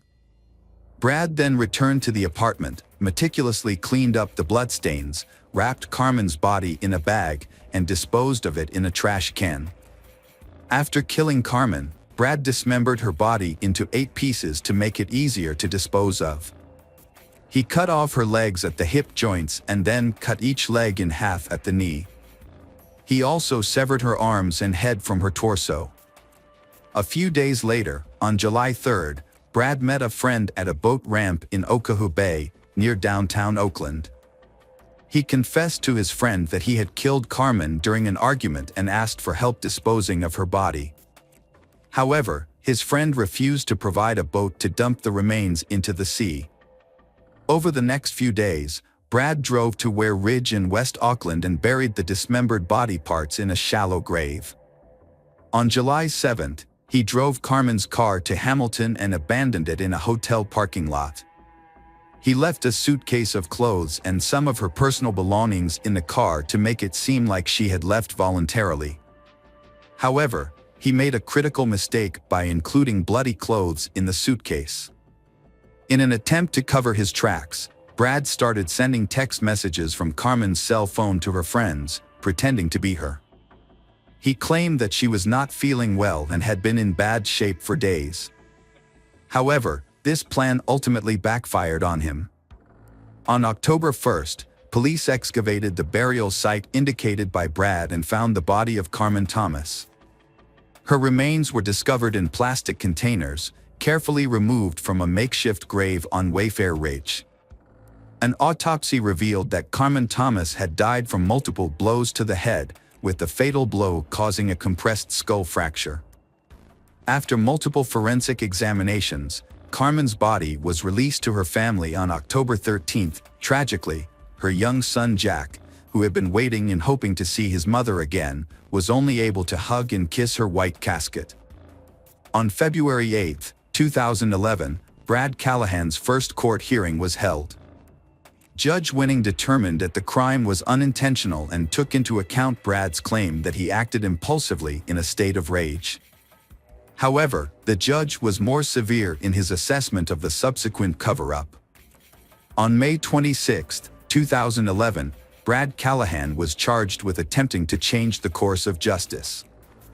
A retrial was held on November 25, 2011, where police officers filled the High Court in Auckland. In a surprise move, Brad Callahan made 2 guilty pleas, admitting to murder and attempting to change the course of justice after Carmen's death. A judge has sentenced 31-year-old Brad Callahan to life in prison for murdering Carmen Thomas. Brad was also given a 6-year sentence for attempting to interfere with the investigation into Thomas's death. The judge considered this one of the most serious cases of attempted interference with justice, describing Brad's actions as extremely serious. During the trial at Auckland High Court, the judge criticized the brutality of Thomas's murder, but decided not to impose the harshest possible sentence. The courtroom was filled with Thomas's friends and family, including her parents who had traveled from South Africa. Judge Venin condemned Brad's attempts to cover up his crime, which involved considerable effort and deception. The 6-year sentence for interfering with the investigation will be served at the same time as the life sentence. In a statement, the Thomas family expressed their ongoing anger and grief, saying that no punishment can bring their daughter back. However, They are relieved that Brad will be in prison for a long time, giving him the opportunity to reflect on the harm he has caused. Little boy Jack Brad is living with his grandmother in another town under an assumed name. Hello friends, welcome to our channel. Today we're going to take a look at another horrible case with you, the case of Lindsay Cutshall. Lindsay Cutshall was born in 1982 in the small town of White Eyes, Ohio, to a devoutly Christian family. Her father was a pastor, and she was raised with strong religious values. Despite her strict upbringing, Lindsay was an adventurous and active child who enjoyed sports and later developed a passion for hiking and extreme tourism. After completing her education, Lindsay attended Appalachian Bible College in West Virginia, where she honed her outdoor skills. She regularly went on hikes, climbed mountains, and rafted down rivers, often organizing her own expeditions.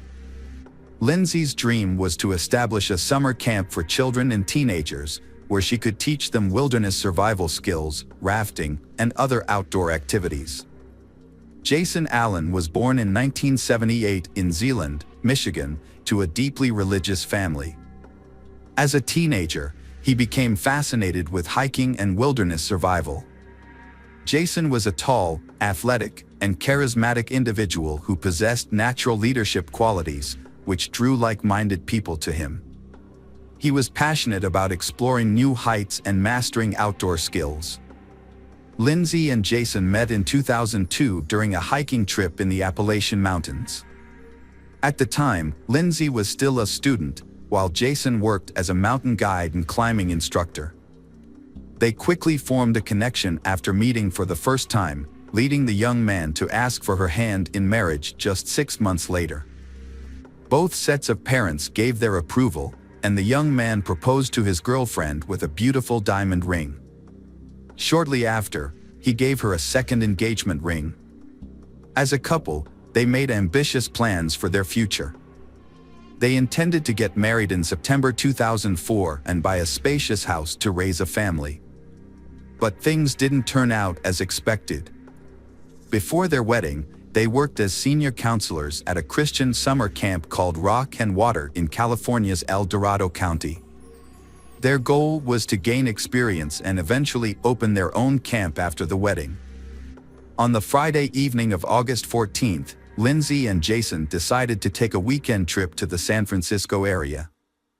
Before leaving, they informed their colleagues of their plans and left 2 experienced counselors in charge of the camp, ensuring a smooth transition.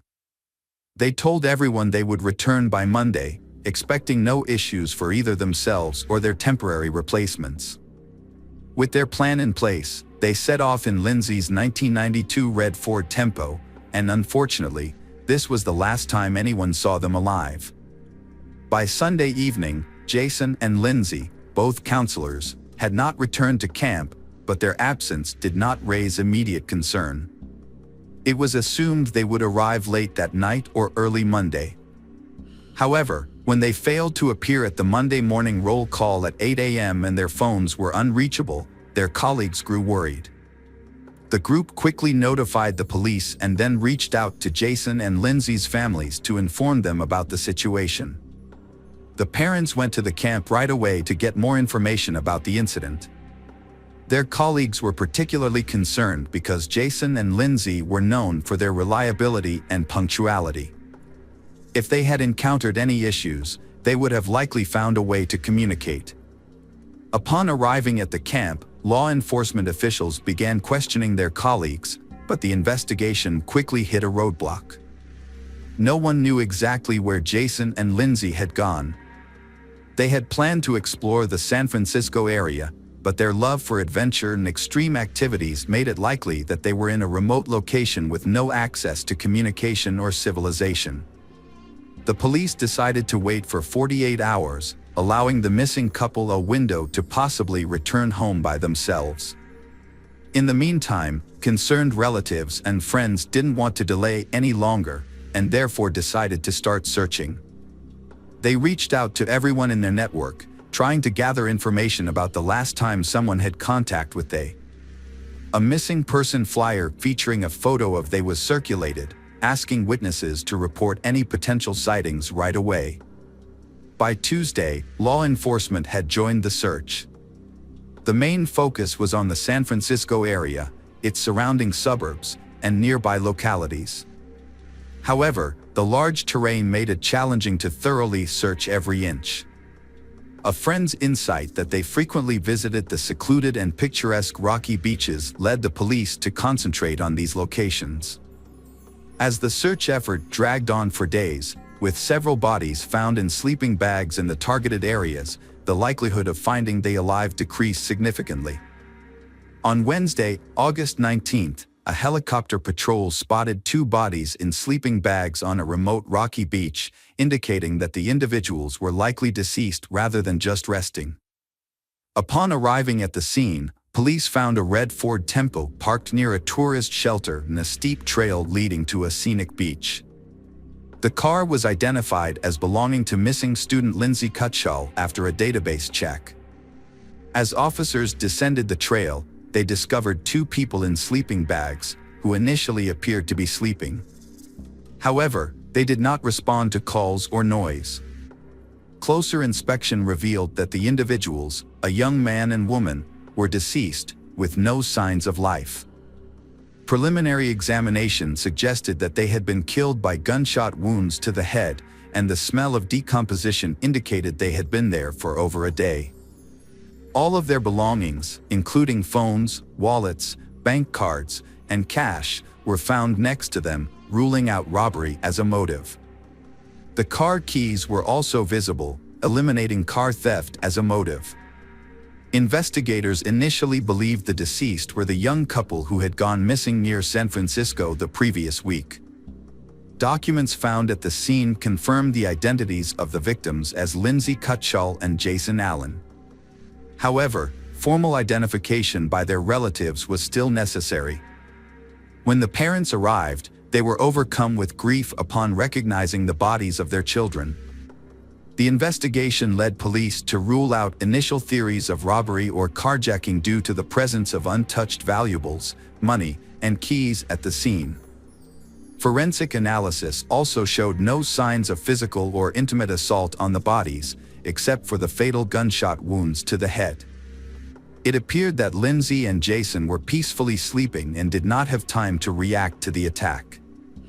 They showed no signs of trying to defend themselves, escape, or even get out of their sleeping bags, indicating a sudden and deliberate act that was similar to an execution or a revenge killing.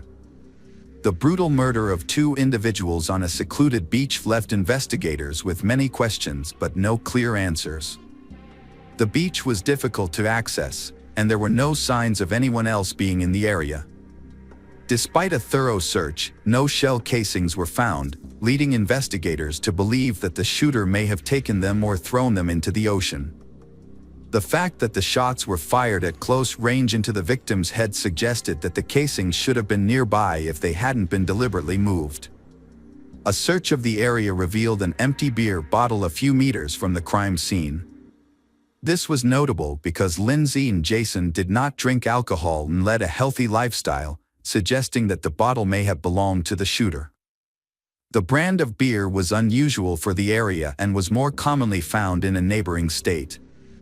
Although it was unclear whether the bottle was connected to the crime, it was considered a significant lead in the investigation.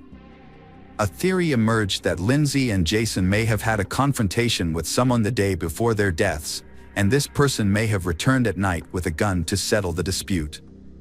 Although Jason and Lindsay were known for being friendly, it was possible they may have unknowingly offended someone. Additionally, the shooter may have been intoxicated or mentally unstable. Examination of the bullets found in the victim's skulls showed they came from a rare Marlin rifle, specifically a .45 caliber Model 18, produced in 1994 by Marlin Firearms Company. This type of rifle was typically used for hunting and was often part of a collector's arsenal. This discovery was a significant lead in the investigation, but it remained the only concrete clue at the time. Investigation suggested that the shooter was likely a lone male. He may have been a hunter, collector, or gun enthusiast. To further the investigation, authorities aimed to reconstruct their final route, identify who they may have contacted, and determine when they were last seen alive. Fortunately, they had taken many photos, and their camera was found intact among their belongings, which provided a useful starting point for tracking their movements. A guest book at a tourist cabin near the lookout point, where they had parked their car, contained entries expressing their delight with the weekend getaway. They had also visited a fishing pier about 20 miles away on Saturday, as evidenced by the photographs they took. Police officers returned to the pier and interviewed locals to find people who may have seen something significant. Several people remembered a young couple in a red car who inquired about overnight accommodations but found all 3 nearby hotels fully booked due to peak tourist season. They had dinner at a local restaurant, walked around the area, and took photos before leaving in the evening. According to those who saw and interacted with them, they was friendly, did not engage in any conflicts, and seemed carefree and happy. However, none of the witnesses could recall anything unusual or suspicious. The location where the bodies were found was a protected area, closed to camping. However, the young couple had nowhere else to stay overnight, so they decided to camp on the beach, using sleeping bags instead of a tent. They felt safe on the secluded beach on a warm August night and planned to return to the rock and water camp on Sunday. This information helped investigators narrow down the time frame of their deaths. Since they went to sleep but didn't survive until morning, it's likely they were killed between 11 p.m. on Saturday and dawn on Sunday. Despite the ongoing investigation and public appeals for information, police withheld certain details, including the results of the ballistics analysis. This action was taken to prevent the suspect from being tipped off and getting rid of the murder weapon before the investigation could start. The investigation first focused on a local homeless man who was known to sleep on the beach where the crime occurred. He was found and questioned by police, but despite not having an alibi for the night of the crime, he was not confirmed to be involved. The main reasons for this were that the murder weapon was never found and his DNA did not match the DNA found on a beer bottle discovered at the crime scene. The case went cold for nearly 2 years, but in the spring of 2006, police decided to release more information about the crime, including details about the weapon used. They also offered a $50,000 reward for any information that could help identify the perpetrator and solve the case. Following the public appeal, authorities received over 1,000 calls, but only a few were useful for the investigation. One individual, 26 years old Sean Gallen, drew particular attention from several locals who described him as an aggressive collector of firearms and blades. He was reportedly prone to conflicts, had a history of property damage, and frequently threatened violent behavior. The police investigated Sean Gallen and questioned him because they already knew him from previous incidents involving fights and drunk driving. Upon inspecting his possessions, Sean did possess numerous weapons but did not own the rifle in question. Authorities were unable to verify his whereabouts around the time of the crime due to the year gap, and his DNA did not match the sample found on the beer bottle at the crime scene, forcing his release. Meanwhile, international authorities were investigating another individual, 61 years old Joseph Henry Burgess, who made locals nervous due to his tendency to carry firearms and exhibit aggressive behavior. Burgess was described as erratic, often claiming he received orders from God, sparking suspicion that he could be the perpetrator. Joseph Burgess was living in Canada in the late 1970s, feeling lost and without a clear sense of purpose or direction in his life. In 1978, he joined the Children of God commune, presenting himself as a deeply devoted individual. Those around him considered him excessively zealous. A rivalry with 2 young members escalated into hostility, and shortly after, both individuals were found dead with multiple close-range gunshot wounds to the head. The circumstances of their deaths were particularly notable. Their bodies were discovered in sleeping bags on a beach, suggesting they were shot while asleep. By the time the authorities arrived, Joseph had disappeared. Although evidence left behind implicated him in the crime, he had already fled to the United States, crossing the border illegally. Joseph managed to evade capture for nearly 25 years until the police linked him to a double homicide in California. However, the opportunity to question him was lost when a shootout occurred during his arrest, resulting in the deaths of both a police sergeant and Joseph, who initiated the gunfire.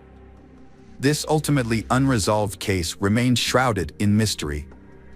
A 35-year-old man named Seamus Gallen was killed by his younger brother, Sean Gallen. The brothers had gotten into an argument, during which Sean, who was under the influence of illicit substances, shot Seamus 3 times with a gun. Sean had a history with the police, having been previously investigated for a double murder on a beach, but was released due to lack of evidence. Since then, Sean had been in trouble with the law twice for causing property damage and making threats, but only received fines. It was also discovered that Sean was an avid hunter and enjoyed making knives and other bladed weapons. People who knew him described him as antisocial, aggressive, and unpredictable. After killing his brother, Sean tried to run away but was caught almost immediately. The police decided to take another look at Sean's possible involvement in a crime that happened 13 years ago. They found useful information on his social media page, where he had posted pictures of his large collection of weapons and talked about his supposed psychic abilities. According to his posts, Sean believed he was on a special mission and was receiving instructions from outer space. Sean's behavior initially led police to suspect that he had serious mental health issues. He refused to cooperate with the investigation, spoke incoherently, and maintained his innocence. A new lead was found by investigators who examined private messages on the deceased brother's social media page, something no one anticipated. In 2006, a $50,000 reward had been offered for information about a double homicide case. Sean's former girlfriend had messaged his brother, suggesting that she could claim the reward by turning Sean in. It appeared that both the girlfriend and the brother had knowledge about the case, but they had chosen to remain silent.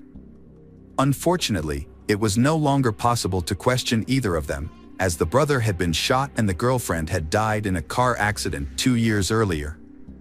However, when Sean was shown the printouts of the messages between his former girlfriend and his brother, he made a shocking confession. Despite his initial denials, Sean began to provide a detailed account of the events surrounding the double homicide. His recollection of the details was vivid, even though more than 13 years had passed since the crime occurred. One evening, a man left his house with a Marlin rifle, planning to hunt in a nearby wooded area. However, after wandering aimlessly for a couple of hours, he decided to head down to a nearby beach, which he believed was a good spot to find wild boars. As he walked along the shore, he came across 2 sleeping bags with a young man and woman asleep inside. He stood there watching them for several minutes, when suddenly he heard voices in his head telling him to kill them. The man claimed that this was a mission from outer space that he had to carry out. So, he pointed his rifle directly at the young man's head and fired, instantly killing him. The sound of the shot woke she, but before she could even process what was happening, the man fired again, killing her as well. He then picked up the spent casings and put them in an empty beer can he had been carrying. Later, he threw the can into some bushes in his father's backyard, where he also hid the rifle, asking his father to keep it for him. Sean's father hid the murder weapon in the cellar of his old barn without asking any questions. Remarkably, Sean's account of the crime was later confirmed. When the barn eventually collapsed, the rifle was discovered at the site, and a beer can with shell casings was still hidden in the overgrown bushes in the backyard. The property's abandonment after Sean's father passed away in 2009 had helped preserve these key pieces of evidence. A beer bottle found on the beach was initially considered evidence, but it was later discovered to be unrelated to the crime. Sean claimed that voices in his head ordered him to commit violent acts and that he was not aware of his actions when he committed the crime. His defense argued that Sean was mentally ill and unfit to stand trial. The court relied on expert psychiatrists to assess the validity of these claims. The psychiatric evaluation found that Sean did indeed suffer from multiple mental health disorders, which were exacerbated by his use of alcohol and prohibited substances. However, the evaluation also showed that at the time of the crime, Sean acted with deliberation and careful planning, fully aware of his actions and the need to cover his tracks to avoid detection. Specifically, Sean deliberately killed the young man first, knowing that she would be less able to resist or defend herself if anything went wrong. Sean carefully removed the casings and handed the rifle to his father, instructing him to conceal it. Although psychiatrists diagnosed Sean with mental issues, they concluded he was mentally fit to stand trial and be held accountable for his actions. Notably, his family and former girlfriend were aware of or suspected his involvement in the double homicide, yet none of them reported him to the police. Sean's trial took place in the spring of 2019, nearly 15 years after the double homicide. On June 17, 2019, he was sentenced to 2 consecutive life terms without parole, plus an additional 94 years for killing his brother in 2017. He is currently serving his sentence in a special prison unit for inmates with mental disorders. Due to his continued claims of hearing voices and aggressive behavior, he is closely monitored to prevent harm to himself or others. The motive behind the double homicide was never established. According to reports, Sean randomly encountered they sleeping on the beach and decided to end their lives without apparent reason. Hello friends, welcome to our channel. Today we're going to take a look at another horrible case with you. The case of Lindsay Wilson. Lindsay Wilson was a kind and loving young woman. Lindsay had a deep-seated need for connection and love. Her major misstep was that she misjudged her partner and invested herself in their toxic relationship. Lindsay was 17 when she found out she was pregnant. Growing up in a loving and supportive family, she had never expected to become a mother so young. Although she was emotionally mature. What made it even more difficult was that her boyfriend, whom she had been dating since she was 13, abandoned her as soon as he learned he was going to be a father. His sudden departure left Lindsay feeling both upset and scared. Lindsay was all too familiar with the physical and financial strains of motherhood. Her family, the Wilsons, were loving and close-knit, but they had often struggled to make ends meet. Despite their financial challenges, Lindsay's parents had always worked hard to provide for their children. When Lindsay met Mitchell, 5 months into her pregnancy, she felt like she had been given a rare gift. Mitchell, who was 20 years old at the time, was attentive, caring, and gentle. What impressed Lindsay most was that her pregnancy didn't deter him. Instead, he was eager to be involved and supportive. Mitchell told Lindsay that he had fallen in love with her at first sight and wanted to spend the rest of his life with her, raising her child as his own. To show his commitment, Mitchell began working overtime to ensure that Lindsay and their unborn child would not have to worry about anything. 20-year-old Mitchell was a true gentleman. He was attentive and loving to Lindsay, despite her delicate condition. In fact, Mitchell had fallen deeply in love with her at first sight and wanted to spend his life with her, including raising her child as his own. At the time, Mitchell was earning a good income. However, when they announced their decision to get married, their parents were shocked. They felt that their 5-week relationship was too short to withstand the challenges and circumstances that came with marriage. Despite their concerns, Lindsay's relatives noticed a positive change in her since being with Mitchell. She had regained her cheerfulness and good health. However, some of them found Mitchell's behavior to be a bit insincere. Nevertheless, no one interfered with their decision to get married, and instead chose to keep their doubts to themselves. The wedding took place in August 1995, surrounded by a small, intimate group of family and friends, mostly from the bride's side. The groom's side was noticeably underrepresented, with only his parents, a brother, and 2 friends in attendance. Despite the celebratory atmosphere, Lindsay relatives couldn't shake off their uneasy feelings about the union. However, Lindsay herself was over the moon, believing she had found her perfect match. As the evening wore on, their happiness was short-lived. A disagreement erupted, and the newlyweds' argument played out in front of their guests. The reason for Mitchell's outburst seemed trivial, and his reaction was disproportionately intense. The situation escalated, with Mitchell grasping Lindsay's hand and violently shaking her, leaving everyone in attendance stunned and uncomfortable. Mitchell appeared agitated and threatening, causing concern. When he calmed down, he apologized to everyone and made light of the situation, attributing his behavior to holiday stress. Although Lindsay didn't think much of the incident at the time and soon forgot about it, it was actually one of the warning signs of their toxic relationship. After getting married, Mitchell and Lindsay moved into an apartment in Southport, away from their parents. They started their life together and soon welcomed a baby girl named Robin. However, Lindsay soon discovered that her husband had a volatile temper, which cast a shadow over the joy of their new family. Mitchell's moods were unpredictable. One moment he was happy and joking, and the next, he would become aggressive and unreasonable. She thought she was maintaining a delicate balance at home, but in reality, she was giving in to his control. He dictates her every move and gets angry if she misses a phone call or doesn't pick up. Their arguments often ended with Mitchell begging for forgiveness and declaring his love. For a while, it seemed that peace had been restored, but their cycle of arguments became more and more intense. Lindsay struggled to recognize who she once loved. She frequently shared her concerns with her relatives, who urged her to leave the relationship and end her suffering. However, Lindsay found it difficult to acknowledge her mistake and admit defeat. Lindsay's relatives noticed that she often dwelled on memories of the past. Whenever her husband promised to change and return to his gentle and caring ways, Lindsay wanted to believe him and waited for him to fulfill his promises. Meanwhile, Mitchell's controlling behavior intensified.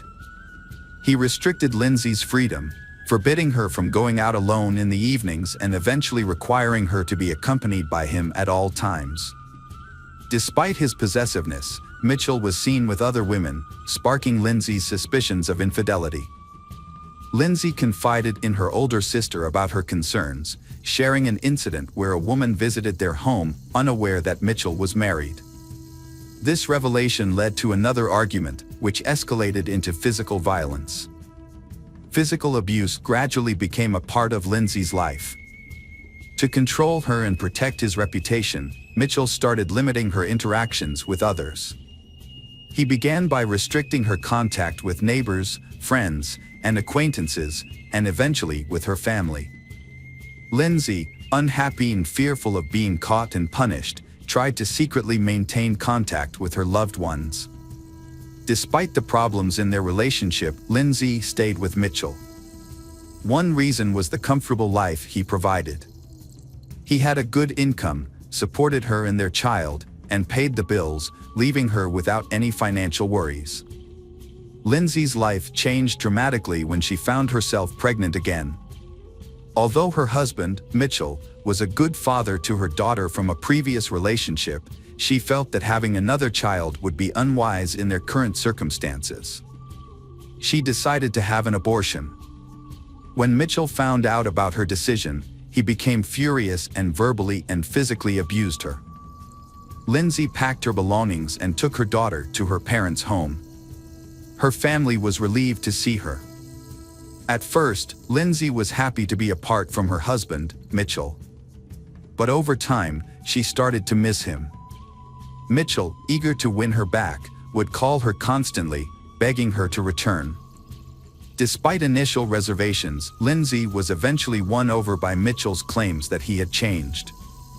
Everything seems to be back to normal, they are even looking forward to another child. However, their happiness was short-lived. After 6 months, Mitchell's violent temper flared up again. Although he didn't harm Lindsay, who was pregnant at the time, he unleashed his fury on their apartment. He smashed furniture, ripped doors off their hinges, and damaged the walls. He even threw their television out the window and vandalized their car.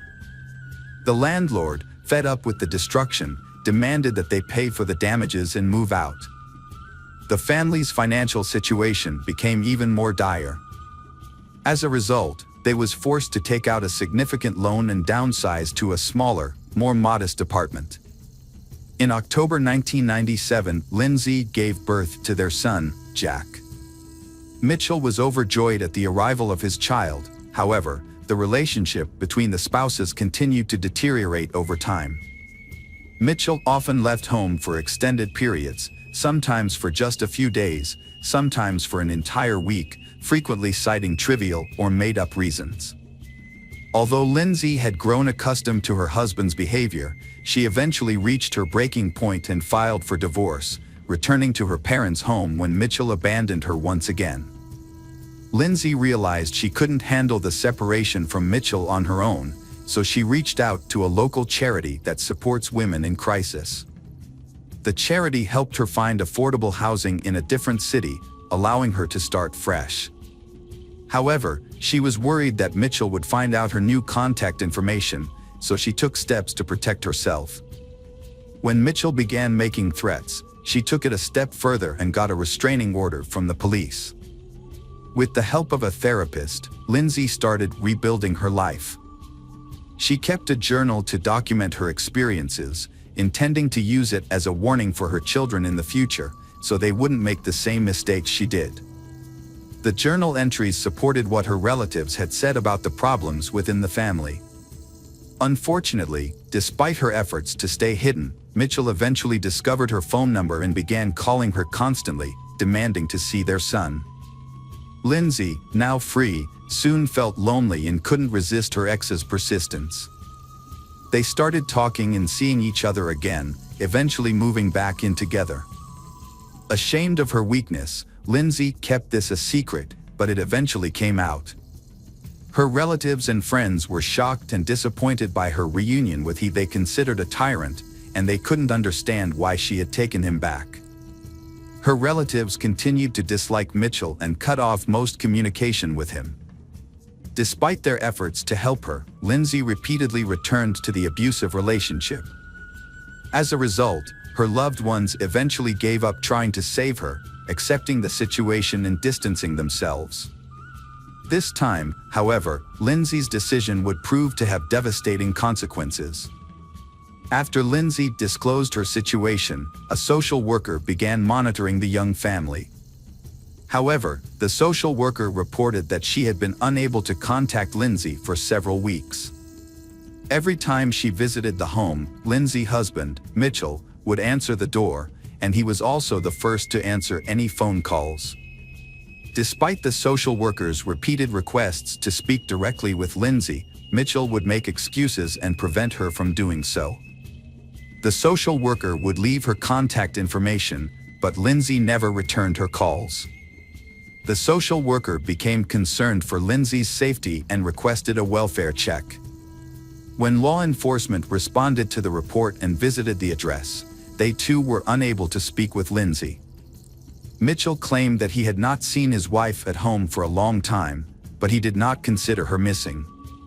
Mitchell said that Lindsay participated in a party with a friend on Christmas Eve, returning home early in the morning somewhat intoxicated. This led to an argument with Mitchell. Following the argument, Lindsay packed her belongings and left without saying goodbye to the children. Mitchell claimed Lindsay had left him for another man and no longer wanted to have any contact with him. Mitchell's subsequent media appearances sparked widespread attention. He presented himself as a worried and abandoned husband, pleading for Lindsay to return.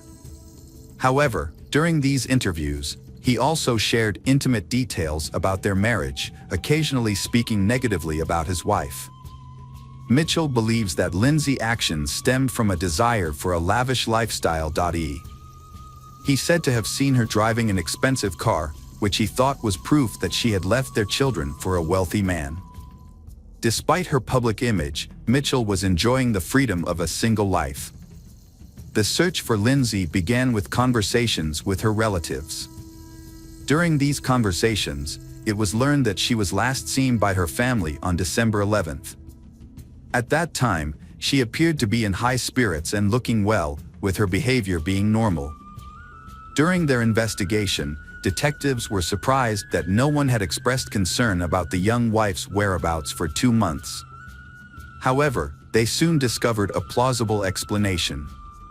Mitchell had a history of limiting his wife's interactions with others, even close relatives. In the past, her family had difficulty staying in touch with her due to Mitchell's controlling behavior, which made it more believable that Lindsay had intentionally kept a low profile for an extended period. The news of Lindsay's disappearance alarmed everyone, despite the initial assumption that she was not the type to be concerned about. She was known for her modest lifestyle and never drank.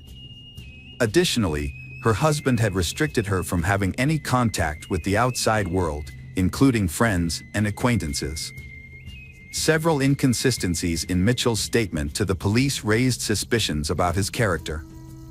It seemed unlikely that Mitchell would willingly let his wife leave, and that Lindsay would not abandon her children to a controlling husband.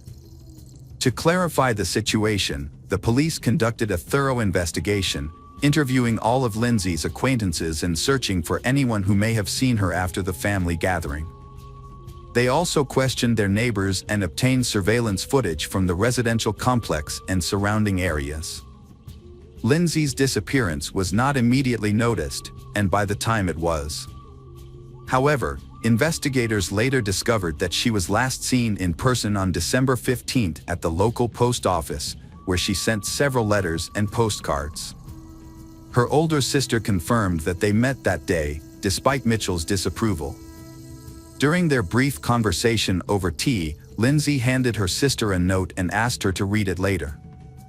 Unfortunately, the sister forgot about the note in her purse and was unable to find it later, leaving its contents a mystery. As the months passed, investigators grew increasingly suspicious that she was no longer alive, given her prolonged absence and lack of contact. Although they couldn't charge Mitchell without sufficient evidence, their suspicions about him intensified as they learned more about their history and relationship.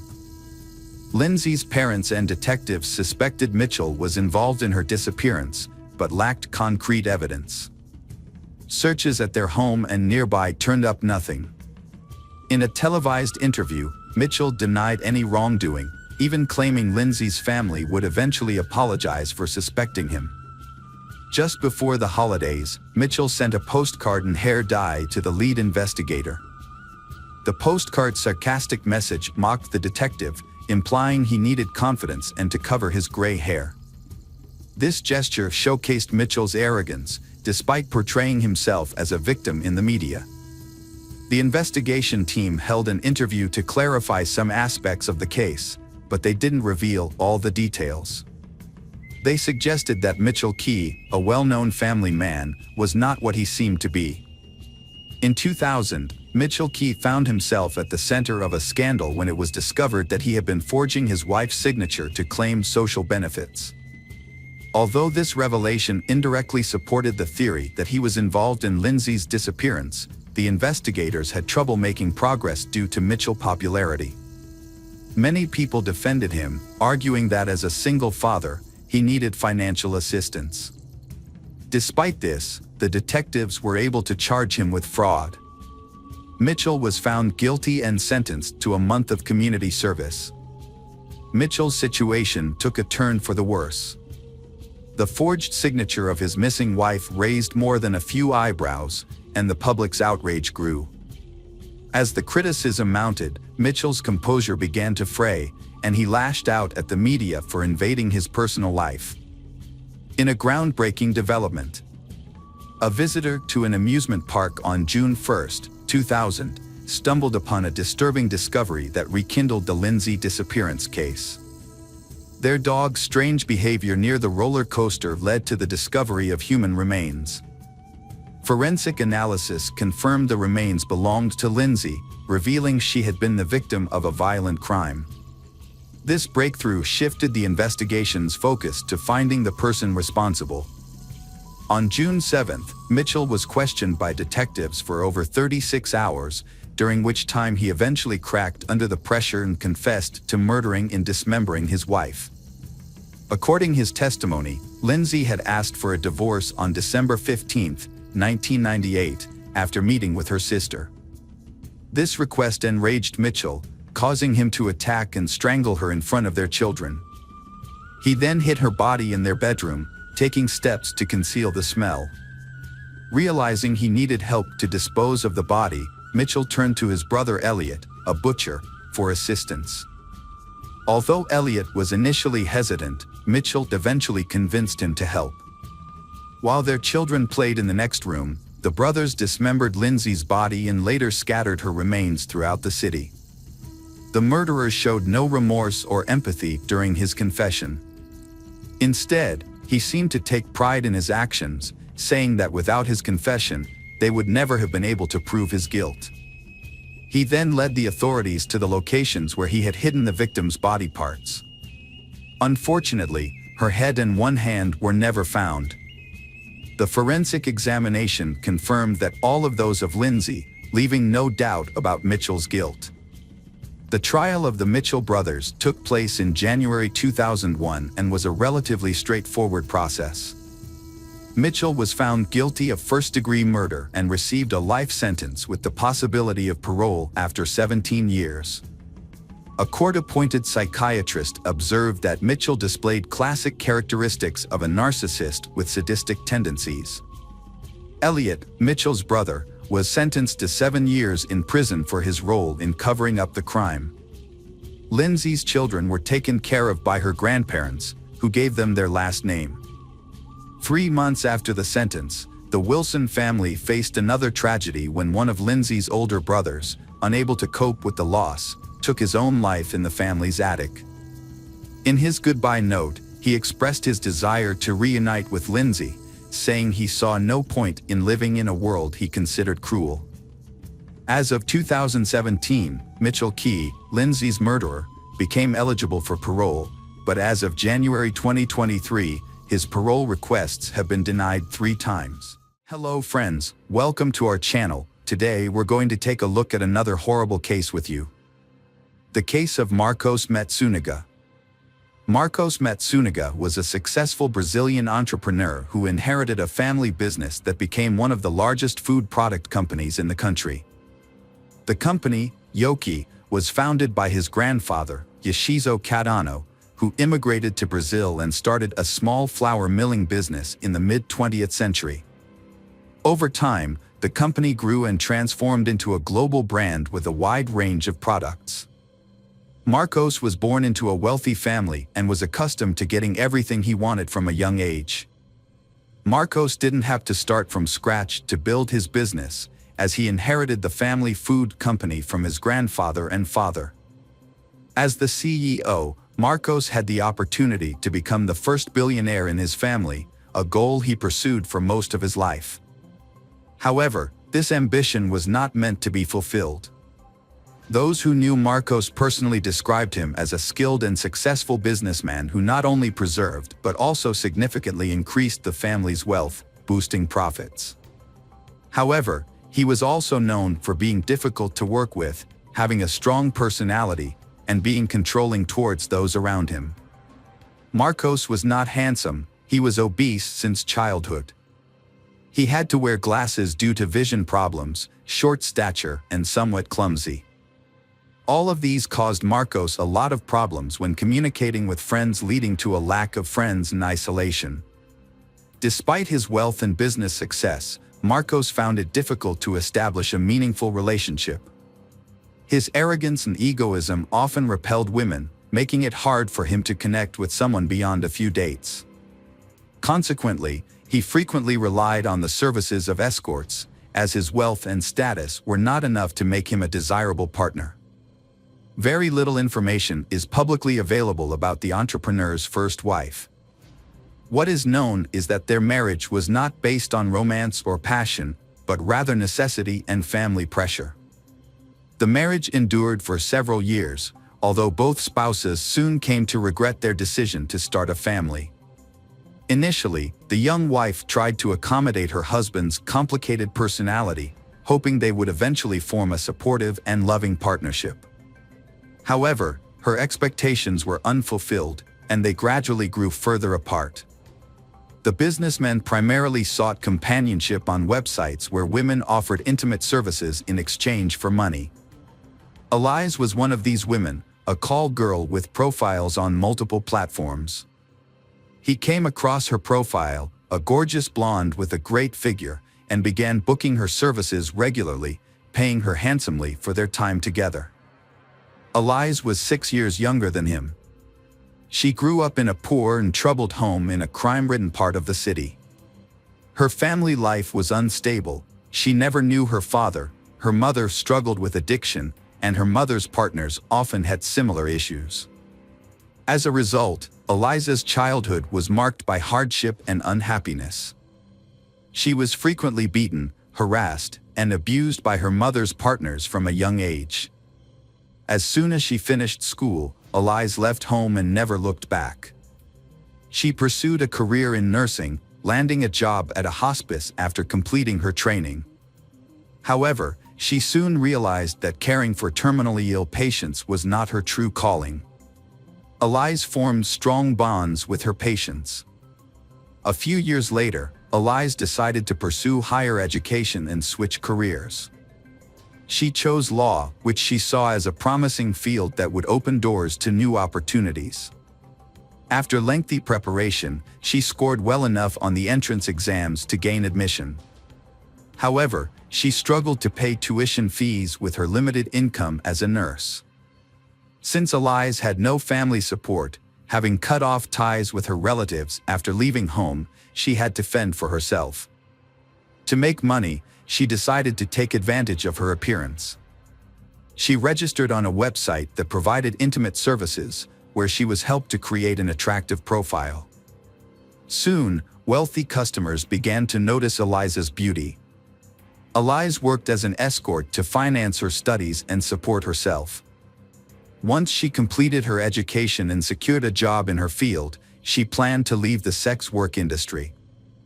That's when she met Marcos, a regular client who showered her with gifts and openly met with her. Unbeknownst to Eliza, their relationship would take a dramatic turn. Marcos, a wealthy married man, would eventually leave his wife for Eliza, transforming her rags-to-riches story into a real-life fairy tale. Marcos completely lost himself over Eliza, but it's unclear whether Eliza actively pursued him or not. After about 6 months, Marcos realized he didn't just want to date Eliza, but to be with her long-term. Without hesitation, he filed for divorce from his first wife and began introducing Eliza as his fiancée to everyone.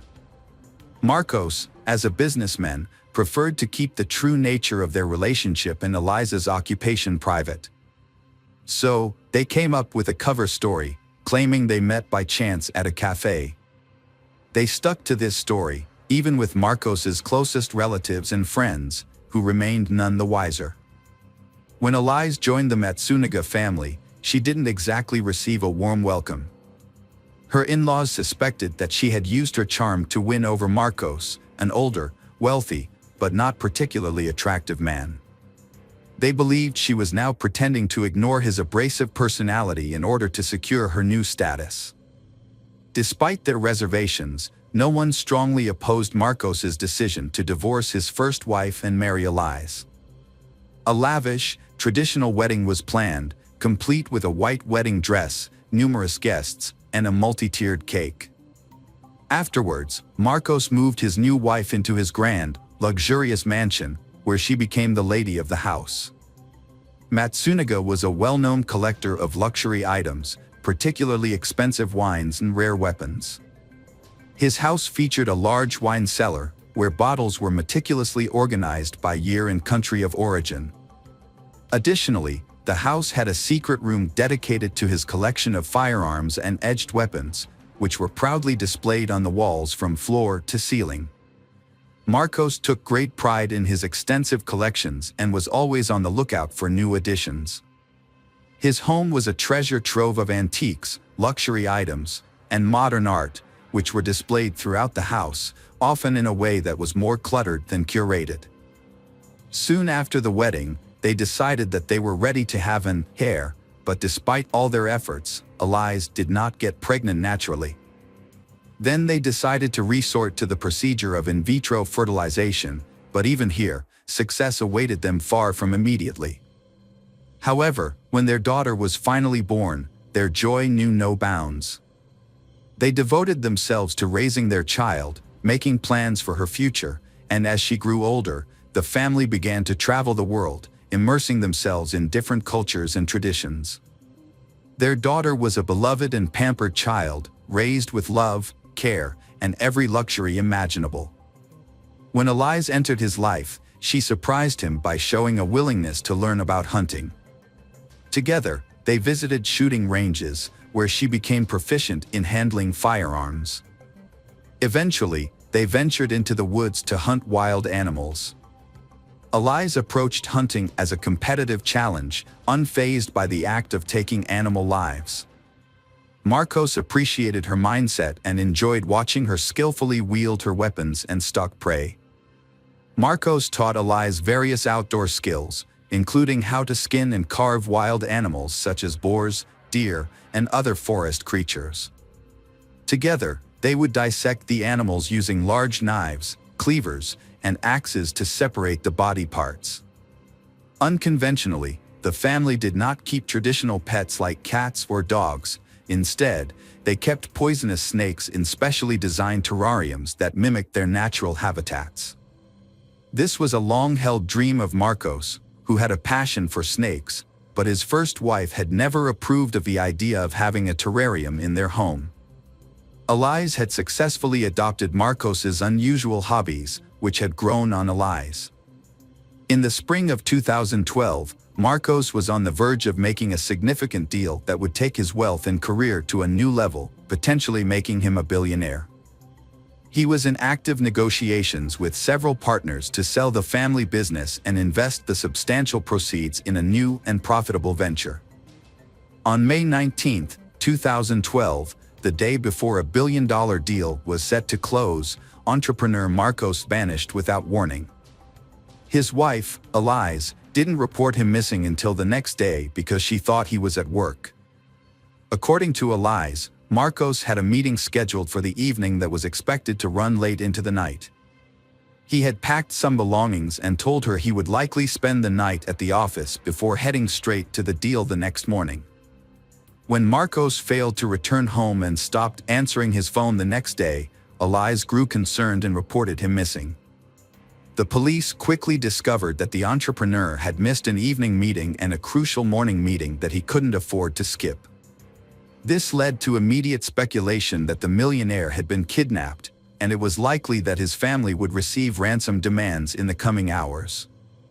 However, 24 hours passed, followed by another day, with no ransom demands received. As a result, hopes of finding Marcos alive began to dwindle. Meanwhile, investigators were actively questioning the businessman's relatives, friends, and business partners to identify potential enemies and determine who could benefit from his disappearance or the disruption of the impending deal. Despite a thorough investigation, no one has found anyone who would have wanted to kill Marcos.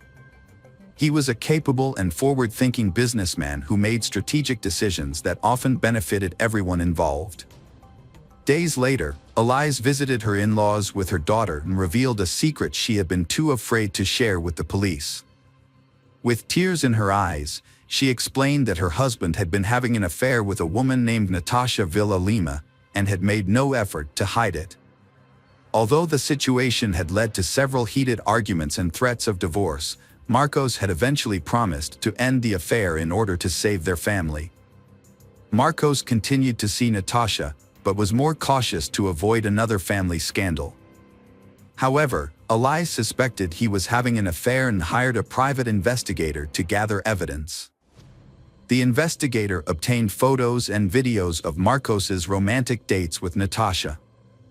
Notably, he took Natasha to the same restaurants and entertainment venues that he and his wife frequented, where he was very popular.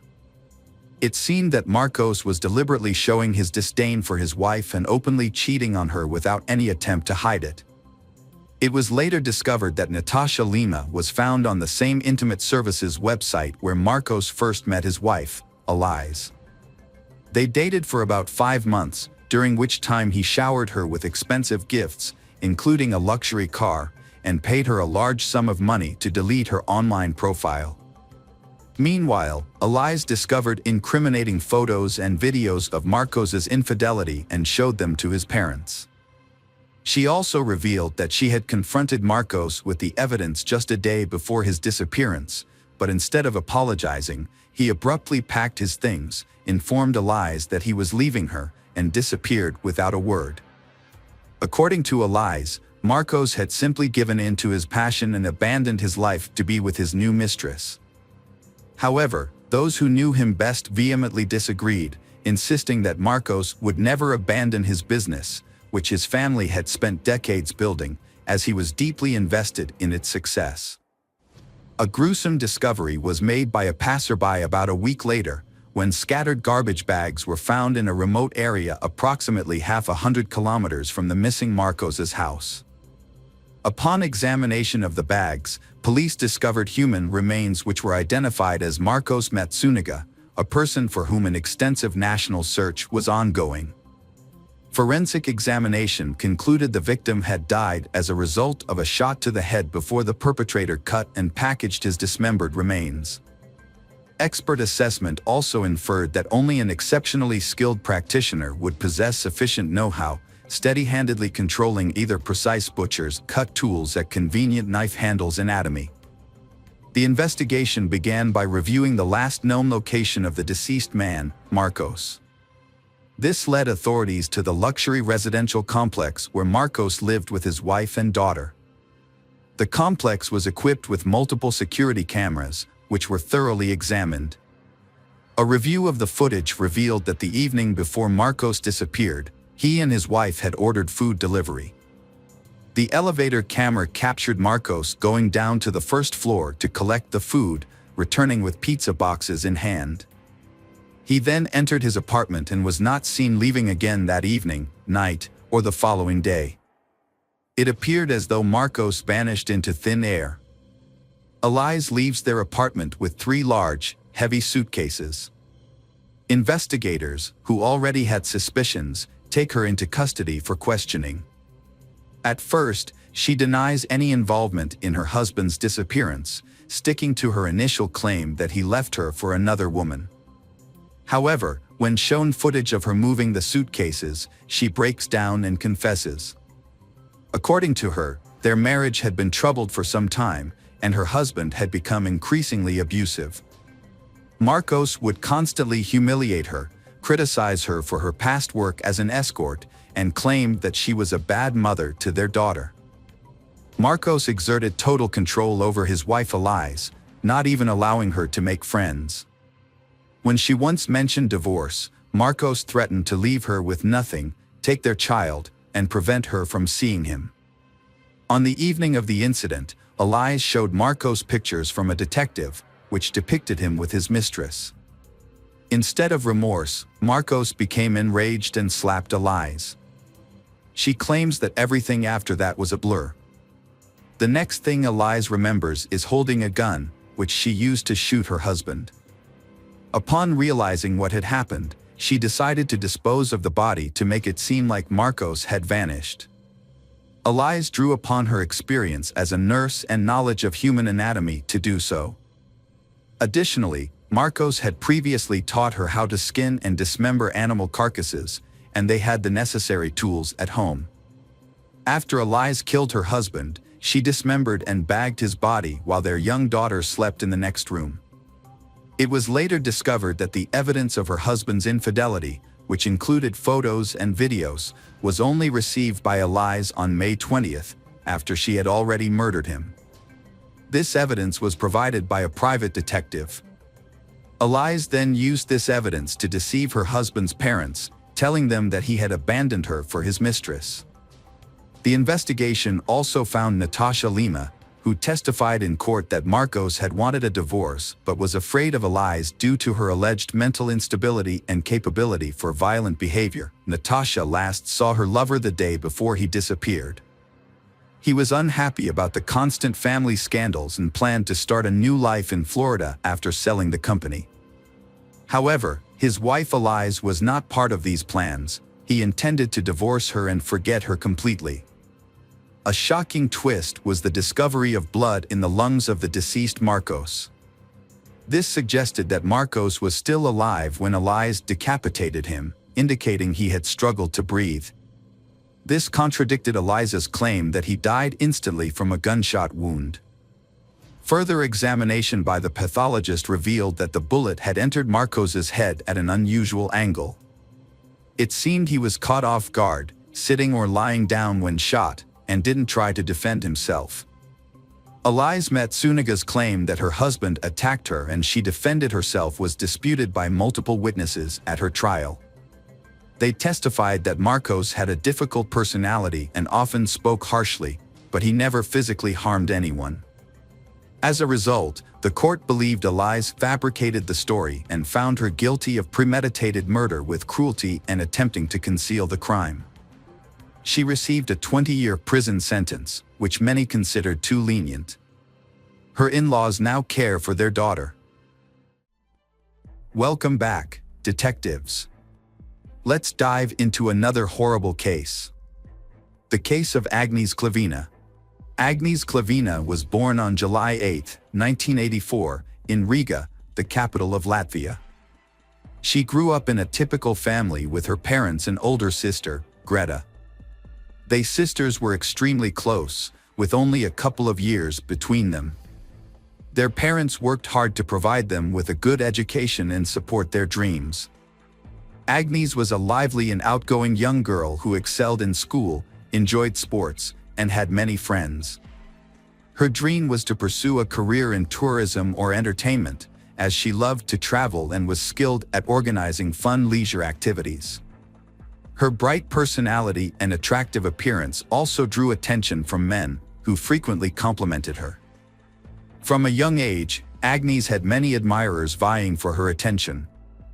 After completing her education, Agnes worked in the service industry while taking language courses and studying to become a tourism manager. At 20, she decided to leave her hometown in Latvia and move to London, seeking greater opportunities to develop her skills and talents. Her parents and older sister supported her decision, and soon after her move, Agnes met Michael Mills, a successful businessman 8 years her senior. He was well-educated, owned a thriving business, and had recently opened a movie theater and entertainment complex. Agnes and Michael quickly connected and started dating. He showered her with attention, gifts, and luxury travel. They made ambitious plans for their future together, and their love seemed destined to last. Agnes's friends and family remember this as her first true love. She radiated happiness beside Michael and envisioned a future as his wife. In 2014, Agnes received a 3-month contract as an administrator at a popular nightclub in Marbella, Spain. This opportunity required her to temporarily relocate, but she was eager to take on the challenge. Michael, unable to leave his life behind, supported her decision to sign the contract. For Agnes, this was a chance to gain valuable experience and potentially launch a new career path. Marbella, a renowned resort on the Mediterranean coast, attracts vacationers from around the world, particularly the wealthy. It's not uncommon to spot celebrities, athletes, and business leaders in the area. Klavina, being a sociable person, enjoyed working in such a vibrant environment. Before relocating, she visited her family in Latvia and shared the news of her 3-month employment contract. She also announced her plans to marry Michael upon her return to England. Her family was thrilled for Agnes and wished her well. In May 2014, Agnes packed lightly and moved to Spain for the season, while Michael remained in London. They stayed in touch through daily phone calls and video chats, sharing updates about their lives. Agnes was active on social media, posting daily updates, photos, and videos, which drew a large following interested in her life and work. Agnes had a vibrant and busy life, making the most of every day. After her employment contract ended, she decided to stay in Spain for a couple of months. The resort was entering its peak season, and she saw an opportunity to earn a good income. She discussed her plan with her Michael, who was supportive and promised to visit her for a few days since they hadn't seen each other in a long time. Agnes quickly landed a job as a hostess at an upscale restaurant and renewed her lease. As planned, her boyfriend, Michael, visited her in September. During his visit, they had a great time, planned their upcoming wedding, and picked a destination for their honeymoon. Michael had to return to London after less than a week, leaving Agnes to work in Spain for another month. After that, she planned to visit her relatives in Latvia before flying to England to join her Michael. Unfortunately, these plans never came to fruition. Agnes went to the popular Costa del Sol nightclub with friends on September 6th. Earlier in the day, she had informed Michael of her plans and he approved. Agnes and her friends had a great time at the club, and Agnes even posted some photos on her online profile. She wore a striking mini dress and carried a small white clutch that night. As the night wore on and her friends prepared to leave, Agnes decided to stay a bit longer and then take a taxi home. Her friends didn't worry about her, as she was responsible and hadn't had much to drink. When they said their goodbyes and headed out, Agnes was chatting with a man who had bought her a drink and was trying to get her attention. After that night, Agnes disappeared without a trace. It was as if she had vanished into thin air. No one could recall what time she left the club, who she left with, or where she went afterwards. Agnes failed to show up at work the next day, and attempts to contact her were unsuccessful as her phone was turned off. Her colleagues and friends immediately raised concerns, but the police were slow to respond to the missing persons report. As the day drew to a close, a worried Michael called Agnes's mother to report that he had been unable to reach his fiancée all day, which was unusual.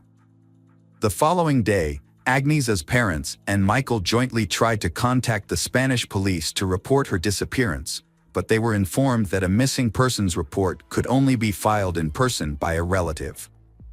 Undeterred, Michael and Agnes's family booked the next available flight to Marbella.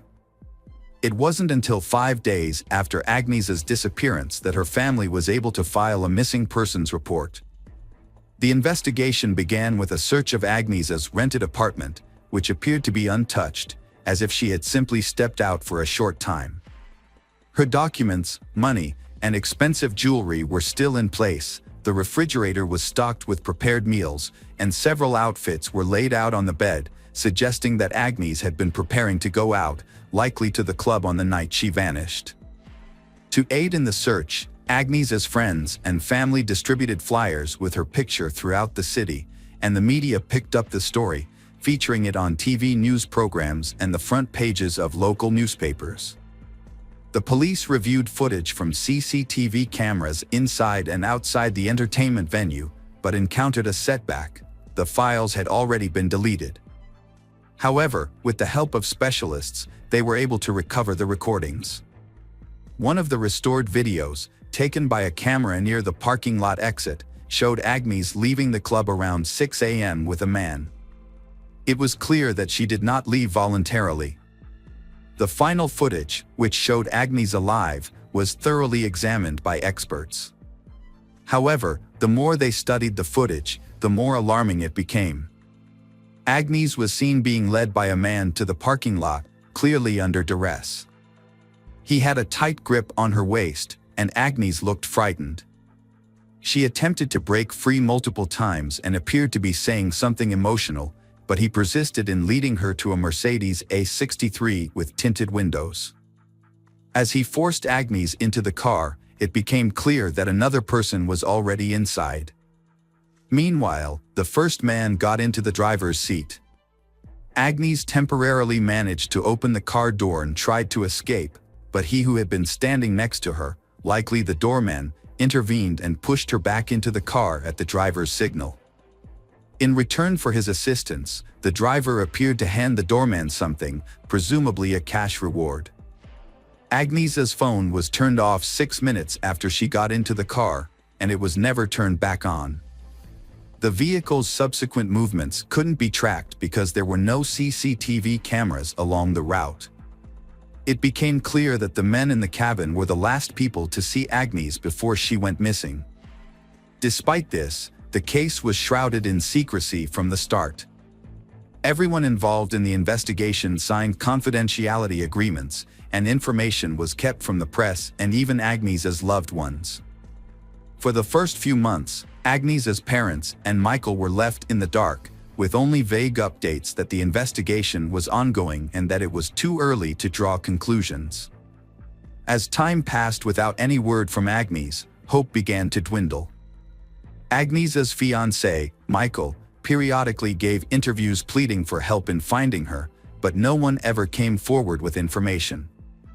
It wasn't until 6 months later that Agnieszka's relatives were finally shown footage from the club's cameras and given the names of the 3 men who had last been in contact with her. Wesley Capper, the son of a wealthy British millionaire, was identified as he who forcibly removed Agnieszka from a club and pushed her into a car. Wesley Capper was accompanied by his longtime friend, Craig Porter, who had no specific occupation and had previously been on the police's radar. A third man, Cyan Usman, a dark-skinned doorman, was also in the car. Under interrogation, all 3 men claimed they were innocent, stating that Agnieszka had voluntarily gotten into the car. According to Wesley Capper, he and a friend had met Agnieszka at a club and approached her to strike up a conversation. Wesley Capper claimed that Agnieszka was already intoxicated, but this contradicts the testimony of her friends. He also stated that Agnieszka had accepted a drink from him and his friend. Capper then invited Agnieszka to continue the party at his luxurious country home, which she allegedly agreed to. However, Wesley Capper claims that Agnieszka changed her mind once they were in the car and asked to be dropped off in the middle of the road, stating that she would take a cab home. Wesley Capper claimed that he dropped Agnieszka off at her requested location, which was an unlit stretch of road with no CCTV cameras. Craig Porter couldn't confirm or deny Wesley Capper's statement about Agnieszka's presence in their car. According to Porter's own admission, he was also extremely drunk and didn't know how or when Agnieszka got into the vehicle. He fell asleep shortly after leaving the parking lot and only woke up to find Agnieszka was no longer in the car. The doorman, Cyan Usman, confirmed that Agnieszka was intoxicated, but he couldn't say if she voluntarily got into the car. However, he did say that when the car moved, Agnieszka opened the door and nearly fell out. The driver then asked him to close the door, for which he received a large tip. When questioned, Cyan Usman said he didn't think Agnieszka's attempt to get out of the car was an escape attempt. In his opinion, she might have accidentally opened the door due to her intoxication. He also noted that Agnieszka didn't scream or ask for help during the incident. The security footage clearly shows Wesley Capper forcibly leading Agnieszka to the car, holding her by the waist and wrist. However, Wesley's defense is that Agnieszka was dizzy and he was only holding her to prevent her from falling. Later in the investigation, another unsettling video came to light, shot in the south of Spain, specifically at the Puerta de la Dua in the Seu Grande Marina. The footage was of the luxury yacht belonging to John Capper, a millionaire and the father of one of the suspects. Dated September 10th, just 4 days after Agnieszka went missing, it showed Wesley Capper and 2 other men boarding the yacht. Notably, they carried a heavy suitcase and what appeared to be a rolled-up carpet. However, when questioned about this footage, Wesley Capper explained that he and his friends had traveled to the yacht simply to have a good time. He claimed the suitcase was packed with their belongings and what seemed to be a carpet was actually bedding. Wesley Capper failed to account for where everything had gone, considering none of these items were seen upon their return. The investigators meticulously searched the yacht and the automobile, only to find nothing of consequence because both vehicles had been thoroughly cleaned, thus destroying any possible DNA evidence. Interestingly, during this exhaustive search, a blonde hair was found in a car trunk, although determining its origin was not feasible as the hair itself had strangely disappeared over the course of the investigation, marking another puzzle within this intriguing case. A few hours after Agnes was last seen in the defendant's car, Wesley Capper made several calls to emergency services, but hung up each time without waiting for an answer. It seemed as though he was afraid or uncertain about what to do. Wesley Capper claimed he was drunk and made the calls randomly. The lawyer for the Agnes family argued that Agnes was likely already dead, and her body was probably at the bottom of the sea, hidden in the suitcase the suspects had brought on board the yacht. He also believed that the case had been intentionally delayed, giving the suspects ample time to destroy any evidence that could prove their guilt. It wasn't until a year and a half after Agnes's disappearance that Wesley Capper, Porter, and Usman were finally brought to trial. They were accused of holding Agnes against her will and forcing her into a car. Unfortunately, due to a lack of evidence, no further charges could be made. This decision outraged Agnes's relatives, but the judge stood firm. In 2019, nearly 5 years after Agnes's disappearance, the three men were brought to trial again. Despite the prolonged period, they continued to deny their guilt, claiming that Agnes voluntarily got into the car. The prosecutor argued that the doorman should be considered an accomplice for helping the defendants drive the victim away. The doorman, Usman, could have faced a 5-year prison sentence.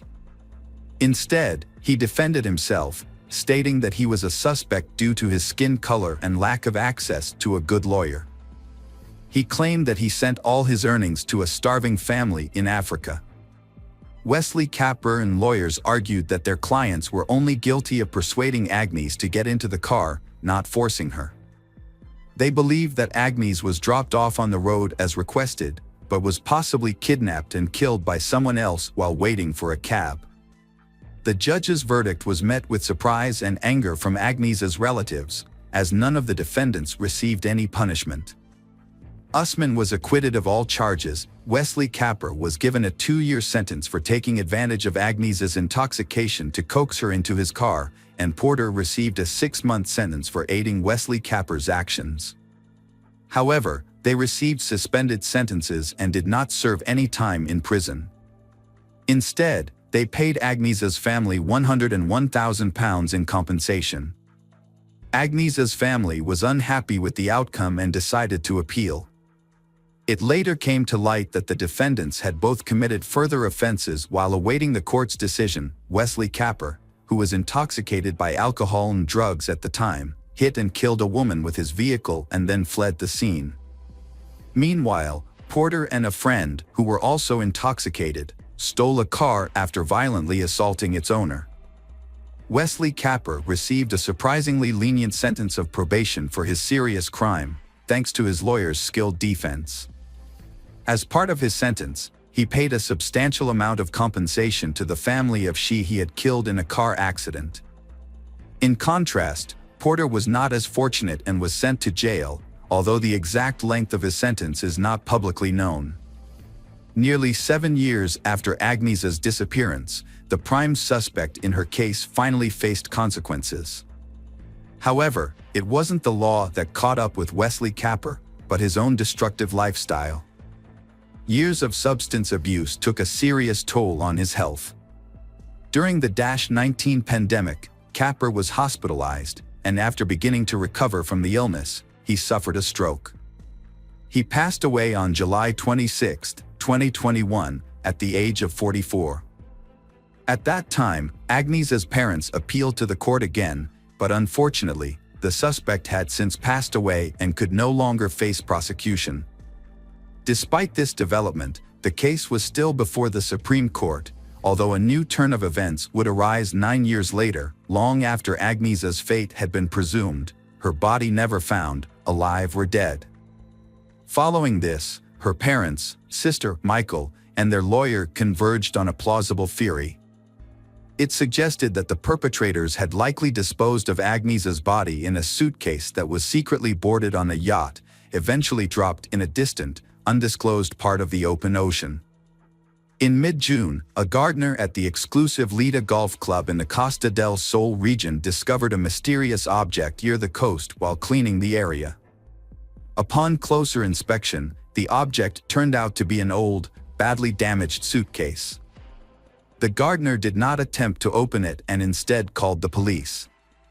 When law enforcement officers opened the suitcase, they found human remains inside.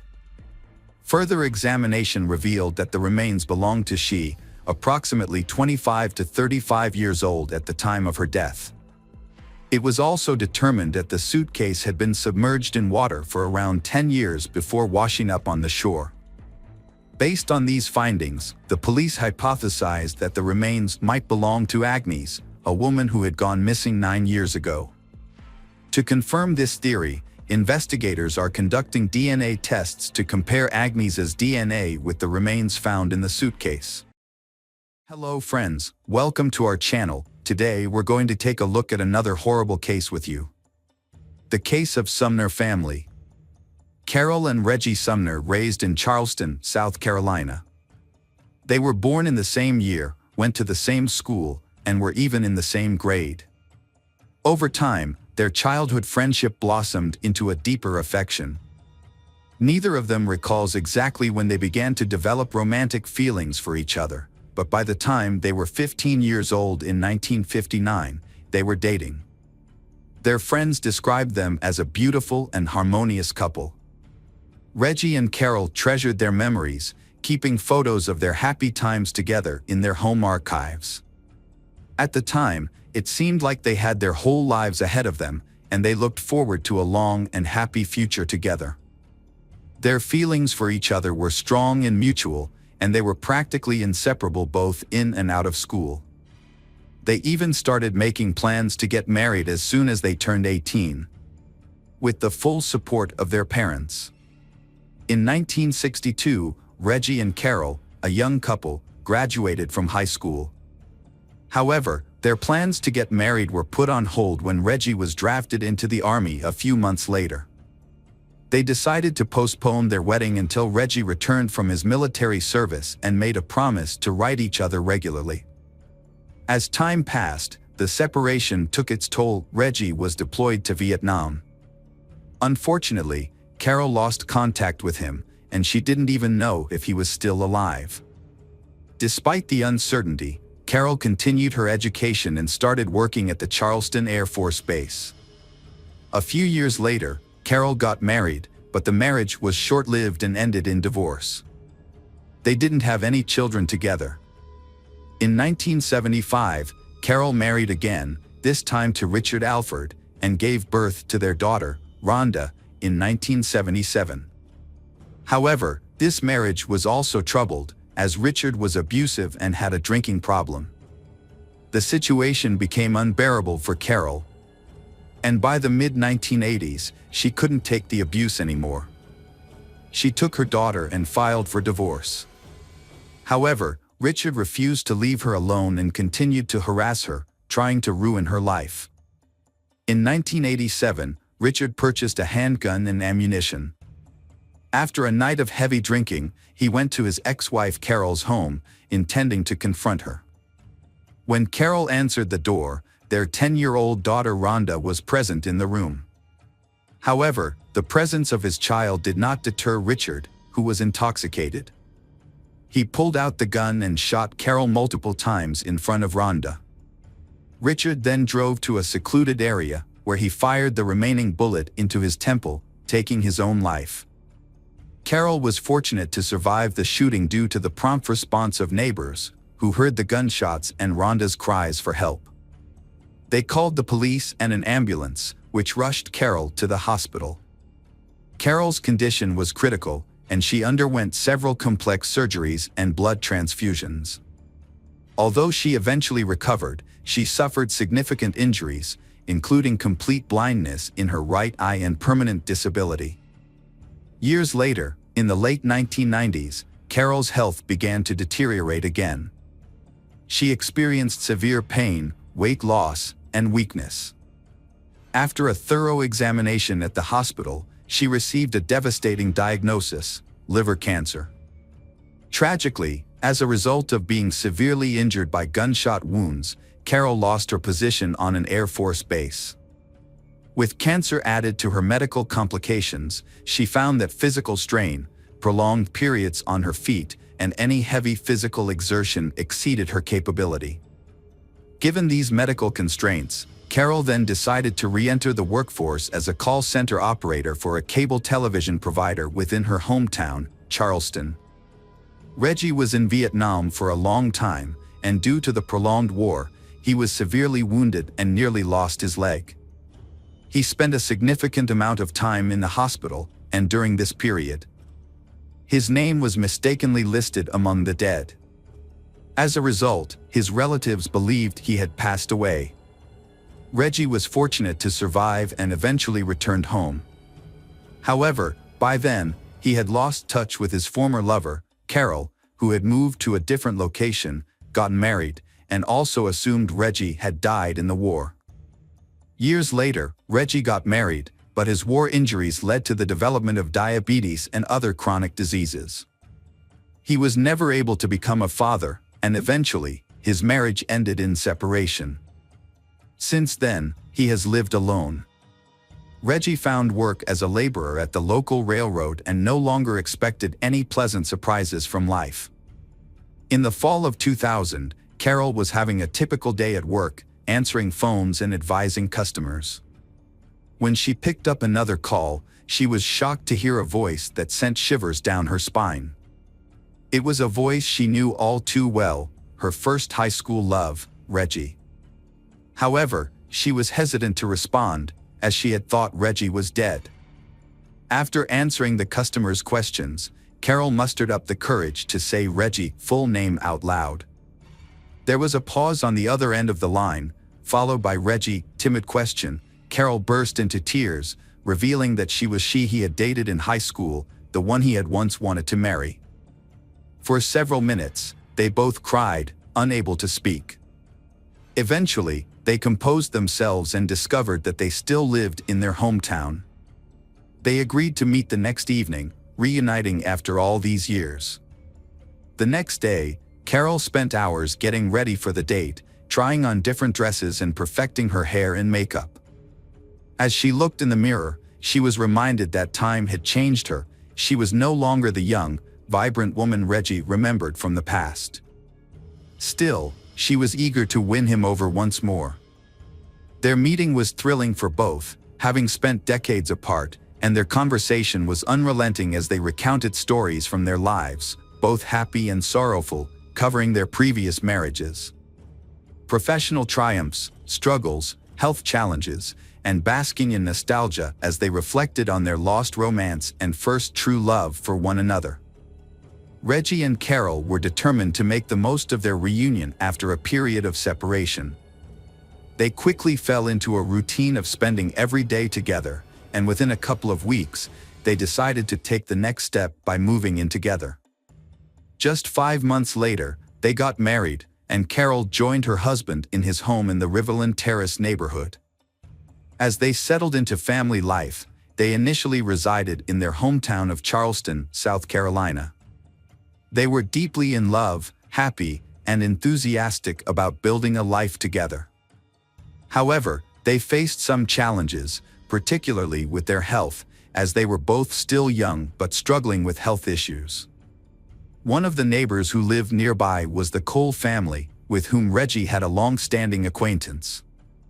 The patriarch of the family, Stephen, had experienced firsthand the traumatic effects of the Vietnam War. Sustaining severe wounds during combat had resulted in confinement to a wheelchair for many years. His wife, Natalie, often prioritized her social life, spending time with friends at bars after work, instead of rushing home to take care of her family. As a result, their daughter, Tiffany, found herself frequently neglected and left unattended from a young age.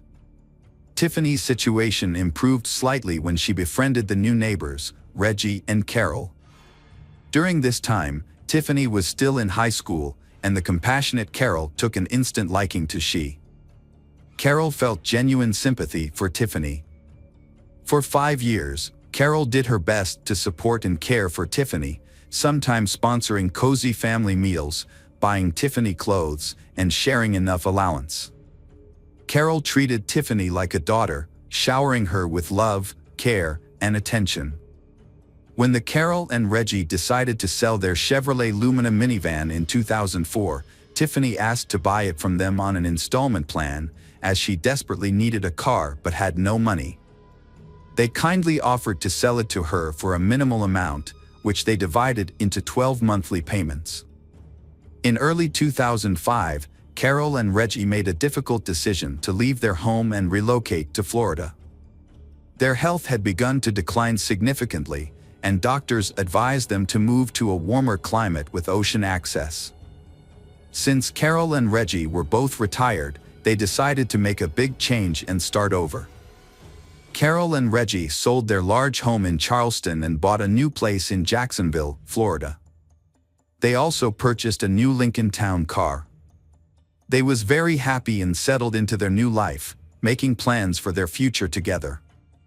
Carol would call her adult daughter Rhonda every day to share her thoughts, plans, and daily experiences.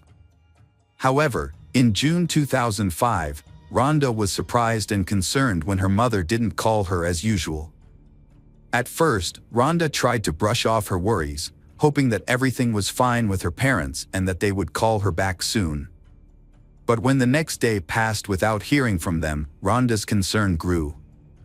She tried calling her parents' cell phones every 30 minutes, but they were now out of service. She also left messages on their home phone, but none of them were returned. Rhonda set out on a solo road trip to check on her mother and stepfather in another state. After a 5-hour drive, she arrived at their house. What struck her as unusual was the absence of a car in the driveway. Things only got stranger from there.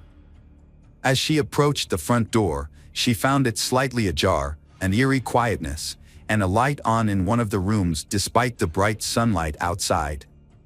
Rhonda called out for her mother and stepfather Reggie, but received no response. She ventured into the kitchen, where she was greeted by a scene that looked like a sudden and mysterious departure. A table was set for two, with food that appeared to have been left untouched for days. The rest of the house was also in disarray, with belongings scattered about and doors and cupboards left open. Adding to the sense of abandonment and unease, their bedroom showed signs of a thorough search, but it was unclear what the person was looking for or who was responsible.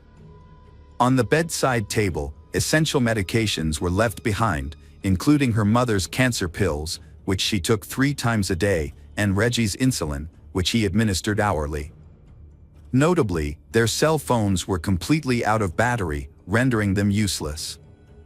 Rhonda quickly realized that her mother and stepfather were unable to leave their home without their essential medications and cell phones. She immediately contacted the police to report the incident, alerting them to the suspicious individuals. They in the car was quickly added to the wanted list, and all bank cards belonging to Carol and Reggie were frozen. The first few days of the search yielded nothing, with no sign of the imposters or any witnesses. However, on June 12, several developments led the police to close in on the perpetrators. A crucial lead emerged when a man, claiming to be Reggie, contacted one of the banks, complaining that his card was blocked and he was unable to withdraw cash. A bank employee grew suspicious when checking the card information and offered to resolve the issue by visiting a nearby branch, but the caller, Mr. Reggie, hung up. Minutes later, a woman called from the same number, claiming to be Mrs. Carroll, and reported a similar problem with her card being blocked. When the bank asked her to visit a branch in person, she refused, citing health issues, and urgently requested access to her savings. Her request was denied. The bank promptly handed over the call details and recordings to the police. The police investigation continued at the station, where they played the suspicious phone calls for Rhonda. She immediately confirmed that the voices did not belong to her Carol and Reggie. In fact, the voices sounded too young to be them. As a result, the authorities believed that the imposters were likely involved in the Carol and Reggie disappearance, either holding them captive or killing them after extracting information about their bank accounts and cards. The search for the missing couple led to a breakthrough a few days later, when their car was discovered abandoned on a remote road in a wooded area. A thorough examination of the vehicle revealed no signs of blood or struggle in the cabin. However, in the trunk, experts found hair and sweat marks that belonged to they. This suggested that they had been forcibly taken away in the trunk of their own car, leaving little hope for their safe return. The police investigated their bank transactions and found that money had been withdrawn from their account several times after they stopped hearing from their daughter. Reviewing the ATM surveillance footage revealed that the withdrawals were made by a young man who couldn't be identified right away. The police also requested a trace of all calls made from the phone number used by the imposters to contact the bank. Further investigation showed that the SIM card used to make those calls was purchased on a prepaid plan just before they disappeared. Unfortunately, the buyer's identity couldn't be determined, but it was discovered that the number was used to call a car rental company on June 6. Additionally, it was found that someone staying at a hotel had rented a Mazda RX-8 in the name of Tiffany Cole. Later, the same car was seen at the ATMs where the unidentified young man withdrew money from their accounts. A team of investigators used tracking beacons installed in rental cars to locate a Mazda RX-8, which was found parked at a hotel in Charleston. The car was linked to a couple who had been victimized by thieves, who had withdrawn $1,000 from her card and nearly $3,000 from her husband's card. A capture team was quickly dispatched to the hotel, where they burst into the room where the thieves were staying. The room was found to be filled with numerous packages and receipts from various stores, indicating that the thieves had been on a spending spree, purchasing items such as clothing, electronics, video games, cosmetics, perfumes, and expensive liquor. 3 people were found inside the location, clearly caught off guard by the police visit. Tiffany Cole, 23, her boyfriend Michael Jackson, 24, and Alan Lindell Wade, 19, all appeared surprised, confused, and frightened as police placed handcuffs on their wrists. The trio was taken to the police station, separated into different rooms for questioning, and initially pretended to be unaware of the accusations or refused to speak. A search of the premises uncovered significant evidence, including stolen bank cards, the laptop, some of Carol's jewelry, Reggie's expensive coin collection, the keys to their Lincoln Town car, and pawn shop receipts in Tiffany Cole's name. During the investigation, it was discovered that Tiffany had sold some of the stolen jewelry and spent the money with friends. After several hours of interrogation, Tiffany finally began to talk, bursting into tears as she confessed that she and her friends had robbed the elderly couple but claimed no further harm was done. The group then went on the run, using the stolen money for their own gain. Tiffany also implicated another individual, Bruce Kent Nixon, 19, who was paid $300 for his assistance in the crime. She stated that they never saw Bruce Kent Nixon again after the incident. Bruce Kent Nixon's decision to commit a crime was motivated by a promise of a fixed amount of money, which he quickly spent on illicit substances. As a result, he did not make an effort to hide or flee, living in the same city of Charleston. He was eventually arrested at his parents' home. It began in May 2005, when Tiffany visited the Summers to make a payment on a car she had purchased 6 months prior. The Summers, Carol, and Reggie were known for their hospitality and would often invite Tiffany to stay overnight or for a few days, treating her to good food and gifts. On this particular occasion, Tiffany arrived with her new boyfriend, and they were both welcomed to dinner and invited to stay overnight. During dinner, the Summers discussed their new life, and Carol inadvertently revealed that they had nearly $100,000 left over from the sale of their Charleston home, which they intended to use to enjoy their retirement without financial worries. Unbeknownst to her, Carol's careless comment sealed her in her husband's fate. Tiffany and Michael exchanged a telling glance, and that night, they began secretly plotting to get their hands on the Summer's substantial sum of money. In the morning, Tiffany and Michael bid they farewell and returned to South Carolina. Within a couple of weeks, they recruited accomplices and assigned roles and responsibilities. They then set their plan in motion. On June 6th, Tiffany rented an unassuming car. Meanwhile, Bruce Kent Nixon and Alan stole 4 shovels. Together, they drove to the outskirts of Jacksonville, where they identified a secluded spot in the woods and started digging a deep hole, which would ultimately become the Summers' grave. On the morning of July 8th, Tiffany purchased rope and duct tape from a hardware store, which she later provided to her accomplices, Bruce Kent Nixon and Alan. That evening, Bruce Kent Nixon and Alan approached the home of their intended victim, pretending to need assistance and asking to use the phone. Despite finding the young men suspicious, the homeowner, Carol, allowed them to enter.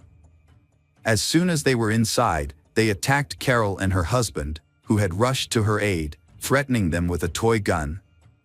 The Carol and Reggie was then bound with duct tape, blindfolded, and interrogated about the location of valuable items in the house, including their bank account information and PIN codes. They provided this information in an attempt to save their lives, as they were subjected to torture and death threats.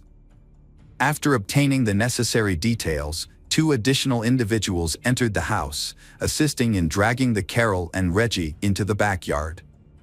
They was then forced into the trunk of their own car, a Lincoln, which was being driven by Alan and Bruce Kent Nixon. Following behind them in a rented Mazda ARX-8 were Tiffany and Michael. The plan was that if a police patrol intercepted the car carrying the captive couple, a second car would draw the officers' attention away by recklessly speeding or breaking traffic rules. However, no police were encountered, and both cars reached their destination without incident. In the trunk, Reggie managed to free his arm and remove the bandages and duct tape covering his and his wife's faces, allowing them to breathe. However, there was no time to make any further attempts to escape. As the trunk lid opened, the Carol and Reggie was shocked and bewildered to see among their kidnappers Tiffany and her boyfriend, who had visited them recently. The kidnappers led the captive Carol and Reggie several dozen meters through the woods to a pre-dug grave. The Carol and Reggie begged for mercy, but their pleas fell on deaf ears. The young kidnappers brutally murdered them by burying them alive. According to Bruce Kent Nixon, the kidnappers spent about an hour burying the Carol and Reggie under earth. Throughout the horrific ordeal, the bound and helpless Carol and Reggie cried, confessed their love for each other, and said their goodbyes. The investigation revealed that the spouses had died from suffocation, with soil found in their mouths, respiratory tracts, and stomachs, indicating they had been buried alive. After committing the heinous crime, the perpetrators abandoned the Lincoln in the woods and returned to town in a rented car. They then went to the Sumner house, where they stole all the valuables they could find, before returning to South Carolina to spend their loot. However, their freedom was short-lived, as the stolen cards were blocked after 2 days, and all participants in the crime were arrested 4 days later. During the trial, Bruce Kent Nixon was the only one who fully admitted his guilt from the beginning and cooperated with the investigation, hoping for a lighter sentence. He led the authorities to the burial site of the spouses and provided a detailed account of the events of that fateful night. In contrast, Tiffany claimed that her boyfriend, Michael, was the mastermind behind the crime, driven by greed after learning about the large sum of money the Sumner family had received from the sale of their house. Tiffany's lawyer argued that she was merely an accomplice and not directly involved in the murder. Michael and Alan chose not to testify, but the evidence against them was overwhelming. The jury did not believe Tiffany Cole was innocent because she was involved in planning the crime, rented a car, and created a diversion in case they were chased by police. She also helped dig a grave for the victims and sold stolen items at a pawn shop, using the money to buy clothes and rent a limousine to celebrate their success, as seen in numerous photos. As a result, Bruce Kent Nixon was sentenced to life in prison without parole, while Michael Jackson, Tiffany, and Alan Lindell were given the death penalty. The criminals filed multiple appeals, but they were all denied, and the sentence remained unchanged. Hello again, true crime fans. We've got another mysterious case to explore. The case of Jessica Knott. Jessica Knott was born on June 22, 1986, in Allamont Springs, Florida. She grew up in a loving family with her parents, an older brother, and a younger sister. Her father worked in construction and often traveled to other states for work, so her mother mainly took care of her and her siblings.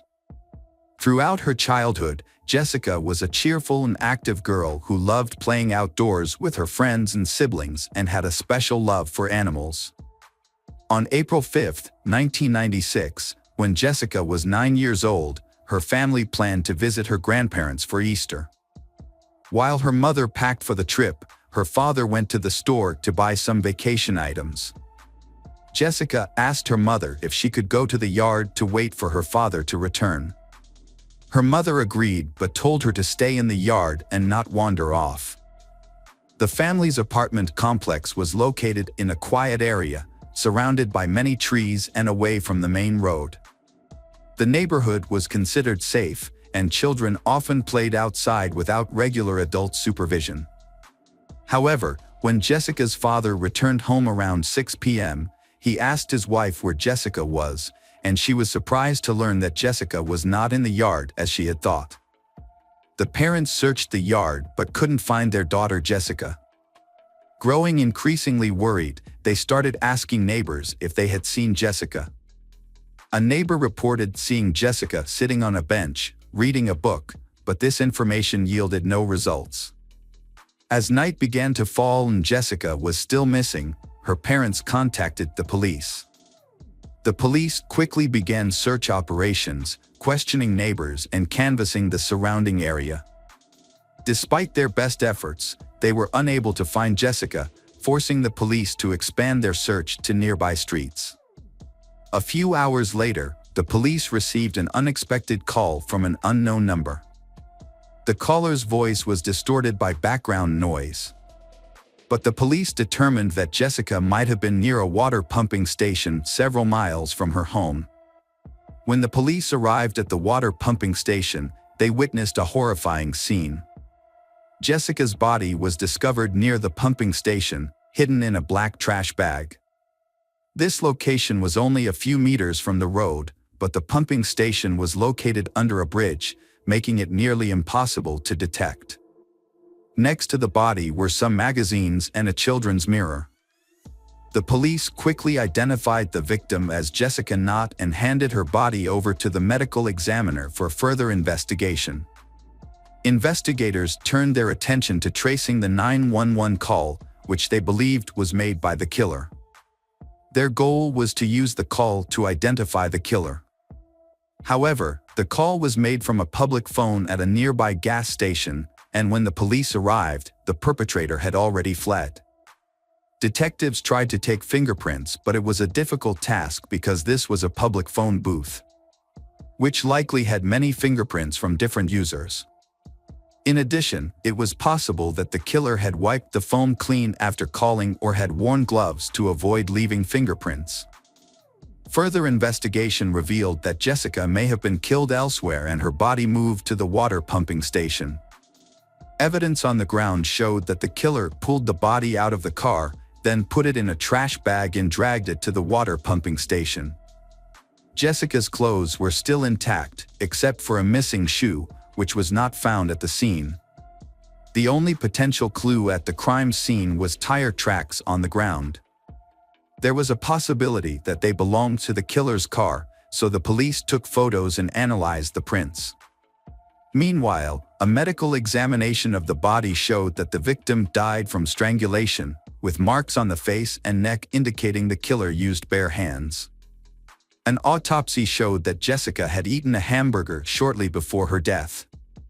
Her mother said she did not give Jessica a hamburger that day, suggesting the killer may have provided her with food. Additionally, forensic experts found no evidence of sexual assault, leaving the killer's motive unknown. Initially, police had suspected Jessica's parents of being involved in her disappearance because they had not had a solid alibi. Jessica's mother had claimed that she had packed up the apartment, and her father had claimed that he had been out shopping, so they clearly had had the opportunity to commit the crime. The police had been confused as to how the killer had been able to get Jessica out of the yard without anyone noticing or her screaming, leading them to believe that the killer might have been someone Jessica knew and trusted, and she might have voluntarily left with them. The killer's voice on the 911 call had provided another clue. In the recording, experts had detected feelings of grief and remorse, suggesting that the killer had truly felt remorse for his actions.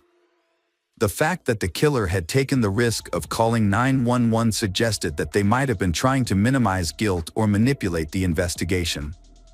However, the obvious sadness in the killer's voice had led investigators to believe that the killer had likely been remorseful for his actions. The investigation had reached a turning point when police had found a roll of black garbage bags in the trunk of Jessica's father's car, similar to the bag used to dispose of the victim's body. However, expert examination had shown that the bags had come from another manufacturer, eliminating Jessica's father as a suspect. The focus of the investigation had then turned to other suspects. Forensic experts had conducted a thorough examination of the victim's clothes and body, thereby obtaining many clues. One notable discovery had been that there had been a significant amount of dog hair on Jessica's clothes, even though her family had not owned dogs. This suggested that the dog hair might have come from the perpetrator's dog. Additionally, human hair of an unidentified man had been found on Jessica's body, and experts had been working to extract the DNA profile from the sample. However, this process had taken several days. Further examination had revealed two strange fibers on Jessica's clothes that experts had analyzed and determined likely had originated from car seat covers and carpets. This finding had supported the theory that Jessica had been killed at a location other than the water pumping station and then transported there by car. To determine the breed of dog that had shed hair on Jessica's clothes, experts had used the FBI's specialized database, which contained microscopic photos of hair from many different dog breeds. By comparing fur samples with a database, experts had determined that the fur had belonged to a Shar-Pei. This discovery had suggested that the perpetrator might have owned a Shar-Pei and that the dog's fur had been transferred to Jessica's clothes at the perpetrator's home or in the car. According to investigators' initial theory, the killer might have lured Jessica into his car, taken her to buy hamburgers at McDonald's, and then taken her to his home, where she had been murdered. To aid the investigation, experts had tried to improve the quality of the phone call recordings, but this had proved difficult. They had decided to try a different approach and sought help from NASA, which had advanced audio enhancement tools originally designed for use in space recordings. NASA had agreed to assist and provide police with higher quality audio. However, experts still needed to sample the suspect's voice to compare with the call recording. Detectives had suspected that the killer might have known Jessica, so they had played the call recording for her mother, hoping she could recognize the voice. At first, she had said the voice was familiar but couldn't place it. When she had heard it a second time, she suddenly had realized that the voice belonged to a neighbor who had lived in their complex. Although she couldn't remember his name, she had told detectives that he often had taken his Shar-Pei for walks in the yard. Police had quickly identified this man as James Crow, 35 years old. Hours after Jessica had disappeared, investigators had questioned her neighbors, including James Crow. James had told them that he had seen Jessica in her yard while walking his dog, Pumpkin, a Shar-Pei. They had exchanged a few words and then he had left. Detectives had looked into his past and had found no history of criminal activity. He used to be a truck driver, but had been currently unemployed and had spent most of his time walking around the neighborhood with his dog. Detectives realized that the similarity in voice and breed of dog had not been enough to arrest James, so they obtained a search warrant for James' car. Inside, they found two disturbing clues. Under the front passenger seat, they discovered an empty Happy Meal bag, which was suspicious because James had no children and Jessica had had a McDonald's hamburger in her stomach. Additionally, the car had brand new tires that had barely been used, which James had claimed to have changed on the day Jessica was murdered. However, his previous tire had not been very old and could have lasted a few more years. Police investigated further and discovered that one of James' old tires had been left behind at an auto service. When they compared the tire tread pattern to prints found near Jessica's body, they did not match. However, it was possible that tire marks on the ground did not belong to the killer's car but to another vehicle. Police also searched James' apartment, where they found a box containing several rolls of trash bags similar in size and color to the one found on Jessica's body. To determine if there was any connection between the bags, detectives needed to find a way to prove that they had come from the same manufacturer. At first, this seemed impossible, as the bags had no distinctive markings or features and there were hundreds of manufacturers of similar products. The detectives had an idea to solve this problem. They contacted Roberts, a quality control specialist for the company that had manufactured the bags found in James' apartment. Roberts pinpointed the factory that had produced the bags based on a special code on the cardboard box containing the rolls. The code indicated that the product had come from a facility in Virginia. Roberts explained that a small amount of iron or titanium was added to the bag's composition, depending on its color. Because the factory produced bags in many different colors, the materials used in production changed constantly, causing the ratio of plastic and iron or titanium to change daily. To take advantage of this information, experts used high-intensity X-rays to measure the presence of iron and titanium in the plastic of handbags from the suspect's apartment and the crime scene. This analysis provided exact ratios of elements, which were identical in both bags. This suggested the bags had been made on the same day and possibly from the same batch. However, there was more to the story than that.